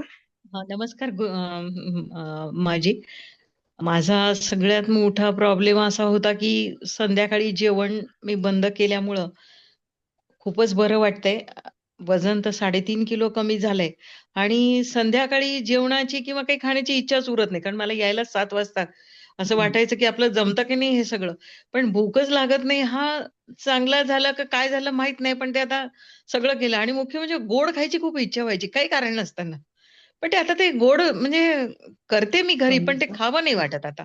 हा सगळ्यात मोठा बदल आणि चांगला झाला आहे आणि माझ्यामुळे 4 जणांनी हा कोर्स जॉइन केला. याच्यातच मला खूप आनंद आहे, की बाबा नाही चांगलं होतंय काहीतरी, माझी चांगलं सांगतायत आणि आपण जे काही चांगलं त्यांना सांगतोय तेही त्यांना पटायला लागले. हे जास्ती महत्वाचं आहे. हा फार मोठा बदल झाला आणि वजन कसं कमी झालं माहिती नाही, पण ते झालं 3-3.5 महिन्यात जवळपास 3.5 किलो वजन कमी झालेलं आहे. त्यामुळे तो एक मला व्हेरी गुड, चांगला पॉझिटिव्ह रिझल्ट मिळालाय. खूप खूप धन्यवाद. आणि व्हेरी गुड. माझ्या ज्या भावना आहेत त्या मी व्यक्त केल्याच आहेत. त्याच्यामुळे काय आता ते या तुम्ही हळूहळूच होणार आहे खूपच जे छान काय होणार लिहिलंय आहे. तुम्ही. होईल हां. होईल. ओके. ओके, धन्यवाद ma'am. Very good, very nice. Yes, next. मला एक विचारायचं आहे की डोळ्यांना पापण्यांच्या इथे डोळ्यांना खाज येते, कशामुळे होते? मी काही सांगणार नाहीये. मी तुम्हाला आजच सांगितलं की हे सगळं शरीर ऑटोमॅटिक क्लीन करेल. Yes, next. जय गुरुदेव मा. हा, जय गुरुदेव. बोला संजयजी. वाकचौरे बोलतो संभाजीनगरहून. हा. आज शुगर केली होती 136 आली फास्टिंग आणि पोस्टिंग 198 आली. पूर्वी काय आणि होती? पूर्वी काय होती? पूर्वी 200च्या रेंज मध्येच चालायची, आता कमी झाली आणि वजन 70 झालंय. अगोदरचं जास्तीचं होतं. दुसरं दोन्ही मुलींनी केलं, जावाईंनी केलं, बहिणींनी केलं आणि चालूच आहे सांगणं. फक्त एवढंच सांगतो की छान आहे एवढं करून बघा, म्हणजे बाकी त्याच्यातलं काही सांगायचं नाही आपण. असंच ठरवलंय आणि जेवणाची वेळ पूर्ण पाळण्यात येते. वेगस नर सकाळी प्राणायाम आणि ऍक्टिव्हिटी झाल्यानंतर करतोय. खूप फ्रेश वाटतंय आणि ह्या फ्लो मध्ये आता मला पुढे सतत राहायचंय. जय गुरुदेव. जय गुरुदेव. Very nice. Yes, next. जय गुरुदेव मा. जय गुरुदेव. कोण गेल्या 8 बोलतोय? महिन्यापासून नाव मी सांगा. रेग्युलर नाव सांगा. महेंद्र हा, बोलतोय. महेंद्र. हा, बोला. महेंद्र बोलतोय. हा हा, बोला बोला. म्हणजे गेल्या 8 महिन्यापासून मी रेग्युलर दर बॅचला मी अटेंड करतोय. स्वतःमध्ये इथं बदल झालेला. ओके. आवाज गेलाय. पूर्ण बंदच झाला आवाज. आय थिंक त्यांच्या इथेच काहीतरी प्रॉब्लेम आहे. अच्छा, कातर खडकला रेंज नसते बऱ्याच वेळा. हा, ओके ओके. हा, महेंद्र तिथे आहेत नाही का? हा, गिरीश जोशी बोला तुम्ही. ते आले की परत बोलतील. मी मूळचा इथेच आहे आणि 30 वर्षापूर्वी कोर्स केला SSYचा. तर तेव्हाची जी एनर्जी होती ती मला परत ऍज इट इज मिळाली आणि मी जवळपास 1 डिसेंबर पासून हा म्हणजे सर्कॅडियन रिदम प्रमाणे सनराईज टू सनसेट मध्येच माझं खाणं पिणं आहे तर नॉर्मली 3 किलो वेट कमी झालाय आणि एनर्जी डबल झालेली आहे. म्हणजे मी या जवळपास 10,000 किलोमीटर सायकलिंग केलं असेल तर तीच लेवल मला केली आहे. आणि फूड क्रेव्हिंग अक्षरशः कमी झालंय. गोड आवड होती पण तेही कमी झालंय. फ्राईडची आवड होती तेही कमी झालंय. आणि रिडिंग आणि हे आपला वेळ भरपूर ते एक झालंय की झोप बी तशी आहे. साधारण पण 11:30-12ला झोपतो जास्तीत जास्त. 6ला 5-5:30ला उठतो. म्हणजे 5-5:30-6 तासाची झोप आहे. तर ती योग्य आहे की नाही आय डोंट नो, पण मला पुरते अगदी काय. पुरते तर आणि योग्य आहे. जी शरीराला योग्य आहे ती तुम्हाला योग्य आहे. दुपारी एखादा तास झोपतो बस. बाकी हायली एनर्जी वाढलेली आहे. म्हणजे आता मला वाटतं की मी 30 वर्षापूर्वी जो कोर्स केला होता SSYचा तसेच झालंय. परत मला वाटतं की आणि 30 वर्षात तोच फिटनेस डेफिनेटली राहील असं मला खात्री आहे. जय व्हेरी गुरु. Good good good very nice. Yes Dhanalakshmi जय अनम्यूट गुरुदेव करून मॅम. द्या. हा बोला. हा मी पुण्यावरून बोलते. मागच्या महिन्यात AMC झाली त्यावेळेस सगळ्या लेडीजला मी सगळ्यांना फोन करून सांगितलं की हा कोर्स जॉईन करा. खूप लोकांनी केला आणि मला एक तुम्हाला विचारायचं होतं. तुम्ही म्हटलं जेवायच्या आधी 20 मिनिटं ग्रीन ज्यूस घ्या. मग मला विचारायचं होतं तो पिरियड वाढवला तरी चालेल का? हो कसं हो आणि हो किती हो घ्यायचं? काही प्रॉब्लेम नाही. काही प्रॉब्लेम नाही. 3 वेळा दिवसातनं घेऊ शकता तुम्ही. 50 हा ते 100 ml घेऊ शकता. ओके आणि तुम्हाला जेवढा डायजेस्ट होईल, कारण तो जितका ग्रीन ज्यूस तुम्ही दर रेग्युलरली घेतलात तरी ते आतनं पूर्णपणे शुद्धी करत राहतं. आणि ज्यावेळी तुम्हाला बॉडी रिॲक्ट करेल की ग्रीन ज्यूस नकोय, त्यावेळी थांबा. त्याला 1-2-3 वर्ष लागू शकतात. कारण बरोबर 30-40 वर्षांचं क्लिनिंग आहे त्याला करायचं. त्याला 1-2 वर्ष तरी लागतील क्लीन व्हायला. आणि डिसेंबर महिन्यात मी रेग्युलर केला आणि मग माझा नंतर ती एकादशी पण निरंकार छान झाली. चालेल. जानेवारीमध्ये केला पण जरा खूप गावी जाणं बाहेर झालं. पण आता ठीक आहे. कॉन्फिडन्स आलाय की हे केल्यावर माझी गट हेल्थ सुधारेल म्हणून. अजून रेग्युलेटर नाही आली. म्हणजे प्राणायाम मेडिटेशन करून पण मला थोडी एनर्जी लेवल कमी वाटायची. पण आता कॉन्फिडन्स आलाय आणि 2 मुलीला मिनिट. पण वारंवार सर्दी होते ते पण होईल असा पूर्ण कॉन्फिडन्स विश्वास आलाय. Very good. थँक्यू. जय व्हेरी गुड. गुरुदेव. जय गुरुदेव. येस कलीना तुम्ही हात वर केला. जय गुरुदेव मा. जय. नोव्हेंबरमध्ये कोर्स केल्यापासून मला तर खूपच फायदे झाले. मी मध्ये आपण बोललो तेव्हाही सांगितले. माझं वजन जवळजवळ 8 किलो कमी झालेलं आहे. ऍसिडिटीचा त्रास गेला, केस गळणं थांबलंय आणि असं खा व्हायची ती थांबलेली आहे आणि तब्येतीमध्ये चांगला बदल झाला. मानसिक स्थैर्य आलं आणि जे काही मी शिकले ते माझ्या आचरणात सगळ्या व्यवस्थित रीतीने ते आणता येतंय. मिस्टरांनी केल्यामुळे आता आम्हाला संध्याकाळचं जेवण सोपं 7च्या आत झालं. लवकर होतं, त्यामुळे आम्हाला वेळही भरपूर मिळतो हं. की आपल्या ज्या ऍक्टिव्हिटीज करायच्या आहेत त्या करायला. आणि आत्ताच्या कोर्समध्ये जे अजून एक कॅप्सूलचं तुम्ही सांगितलं ती महत्वाची गोष्ट कळली. त्याच्यानंतर मुद्रा माहिती होत्या पण आता जे मंत्रांसकट दिलेल्या मुद्रा आहेत तर त्याचा आता तुम्ही शिकवल्यात तर त्या आम्ही आचरणात करायला आणू. पाहिजे. त्याचा आम्हाला इफेक्ट कळेल. तसंच तुम्ही जे आम्हाला त्या हाताचं सांगितलं ना ते असं करायचंय वगैरे किंवा आतड्याचा व्यायाम जो एक दाखवला हात फिरवायचा त्याची पण आता आम्ही प्रॅक्टिस करू. आता शिकवताना 5 दिवस केला त्याचा छान फायदा त्याच्यात झाला. आणि अनेकांना माझ्यामुळे ज्यांनी मला काही विचारलं त्यांना मी हे सांगितलं. अनेकांनी क्लास केलेत. माझी मुलगी पण आत्ताची बॅच करणार आहे आणि आता सकाळची बॅच सुरू झाल्यामुळे बरं झालं. पण संध्याकाळी काय होतं मुलांचे क्लासेस असतात काय मग त्यांना नाही जमत. पण आता मॉर्निंग बॅच झाल्यामुळे अनेकांनी असं की संध्याकाळ आम्हाला नाही जमणार त्यांना पण हे करता येतं. आणि जास्ती काही न सांगता तुम्ही करून बघा त्याचा फायदा होईल तुम्हाला. कारण एक दोघांना असं झालं की ते क्लास काही कारणाने जमणार सारखं नव्हतं. म्हणजे त्यांचा धर्म वेगळा होता मग ते घरी चालणार नाही काहीतरी असं होतं. मग त्यांना म्हटलं निदान वेगळंच न करता येईल. मग तुमचा व्हिडिओ दाखवला आणि एक मी आणि मिस्टरांनी केलेला जो होता तो दाखवला आणि त्यांना ऍक्च्युअली माझ्याबरोबर करायला लावले ते व्यायाम. म्हणजे आपल्याला ते करताना ते काही चुकत नाहीयेत ना हे बघता आलं. काही माहिती सांगता येते तिथे मी सांगते नाही तर हा कोर्स करा दॅट इज बेटर. आणि मला खूप फायदा झाला. आयुष्यात जे आपण म्हणतो लाईफस्टाईल चेंज तो माझ्यामध्ये मला स्वतः खूप जाणवला. आणि असं आनंदाने माझं जे काही काम करणं असतं ते माझं सुरू झालं. Very good. आणि आत्ताचं शिकवलेलं ज्ञान आता मी आचरणात आणीन. हे 5 दिवसात आम्ही ग्रहण केलंय. आता त्याचं काय प्रबंध करते तसं ते ऐकून आणि आचरणात आण. Very good. Very good. Thank you तुम्हाला. जय गुरुदेव. या महेंद्र तुम्ही दिसताय आता आलेले बोला. येस, जय गुरुदेव. जय तर गुरुदेव. 8 महिन्यापासून मी हा कोर्स करतोय आणि माझ्यातला जो बदल पाहून मी ज्यांना जॉईन केलं आणि ते त्यांच्या आजारातून सध्या आजारातून ते बाहेर आले आणि त्यांच्या चेहऱ्यावर जो आनंद होता, तर ते म्हणजे मला इतकं त्याच्यातून खुशी मिळाली. तर मी 100+ जास्त लोकांना मी कोर्स सांगितलं आणि त्यांना जॉईन करतोय. आणि आश्रम मध्ये पण किंवा माझ्याकडे वेलनेस मध्ये जे पण लोक येतात त्यांना पण मी माहिती देते. खरोखर Very good. ज्ञान हे म्हणजे अतिशय आणि तुम्ही ज्ञानाची जी पद्धत आहे ती सुंदर आहे. त्यामुळं खूप नवीन सण आहे आणि ज्ञान जास्त कंपन्या पोहोचतो. Yeah. थँक्यू. जय गुरुदेव. ओके, अजून कोणाला बोलायचंय का? आपण प्रेयर करून घेऊया. 9:30 वाजलेले आहेत. मी बोलू का? हा, बोला बोला बोला बोला माधुरी बोला. हा, बोला. मी ना हा कोर्स सुरू झाल्यानंतर ग्रीन ज्यूस आणि बीटरूट कांजी वगैरे पिणं सुरू केलंय.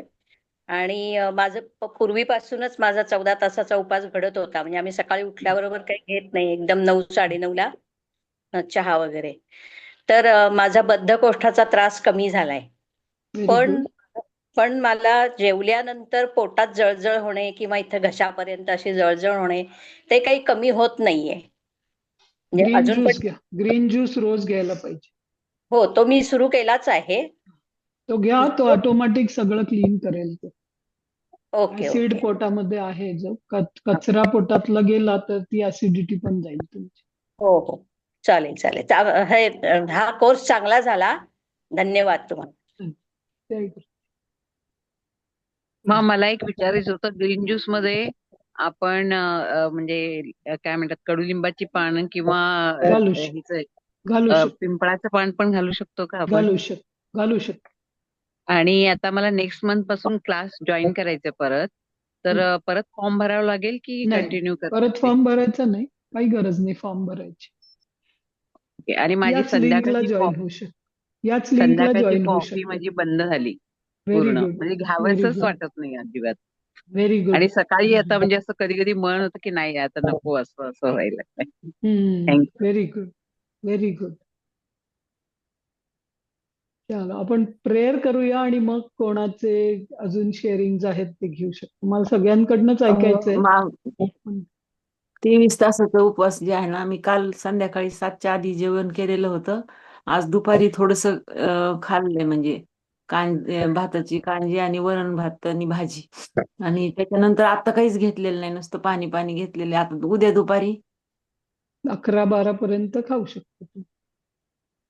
आहे ना, बरोबर. 11-12ला काहीतरी लाईट घेऊन मग, म्हणजे नारळ पाणी किंवा काही. नारळ पाणी ज्यूस घेऊन सुरू. कांजी नाही ना घ्यायची त्यावेळेस? कांजी कांजी घेऊ चालेल? शकतो. बीटरूटची चालेल. हा, बीटरूटची भाताची आहे. नाही, बीटरूटची चालेल. बीटरूटची आहे. चालेल. चालेल. प्रेयर करून. ओ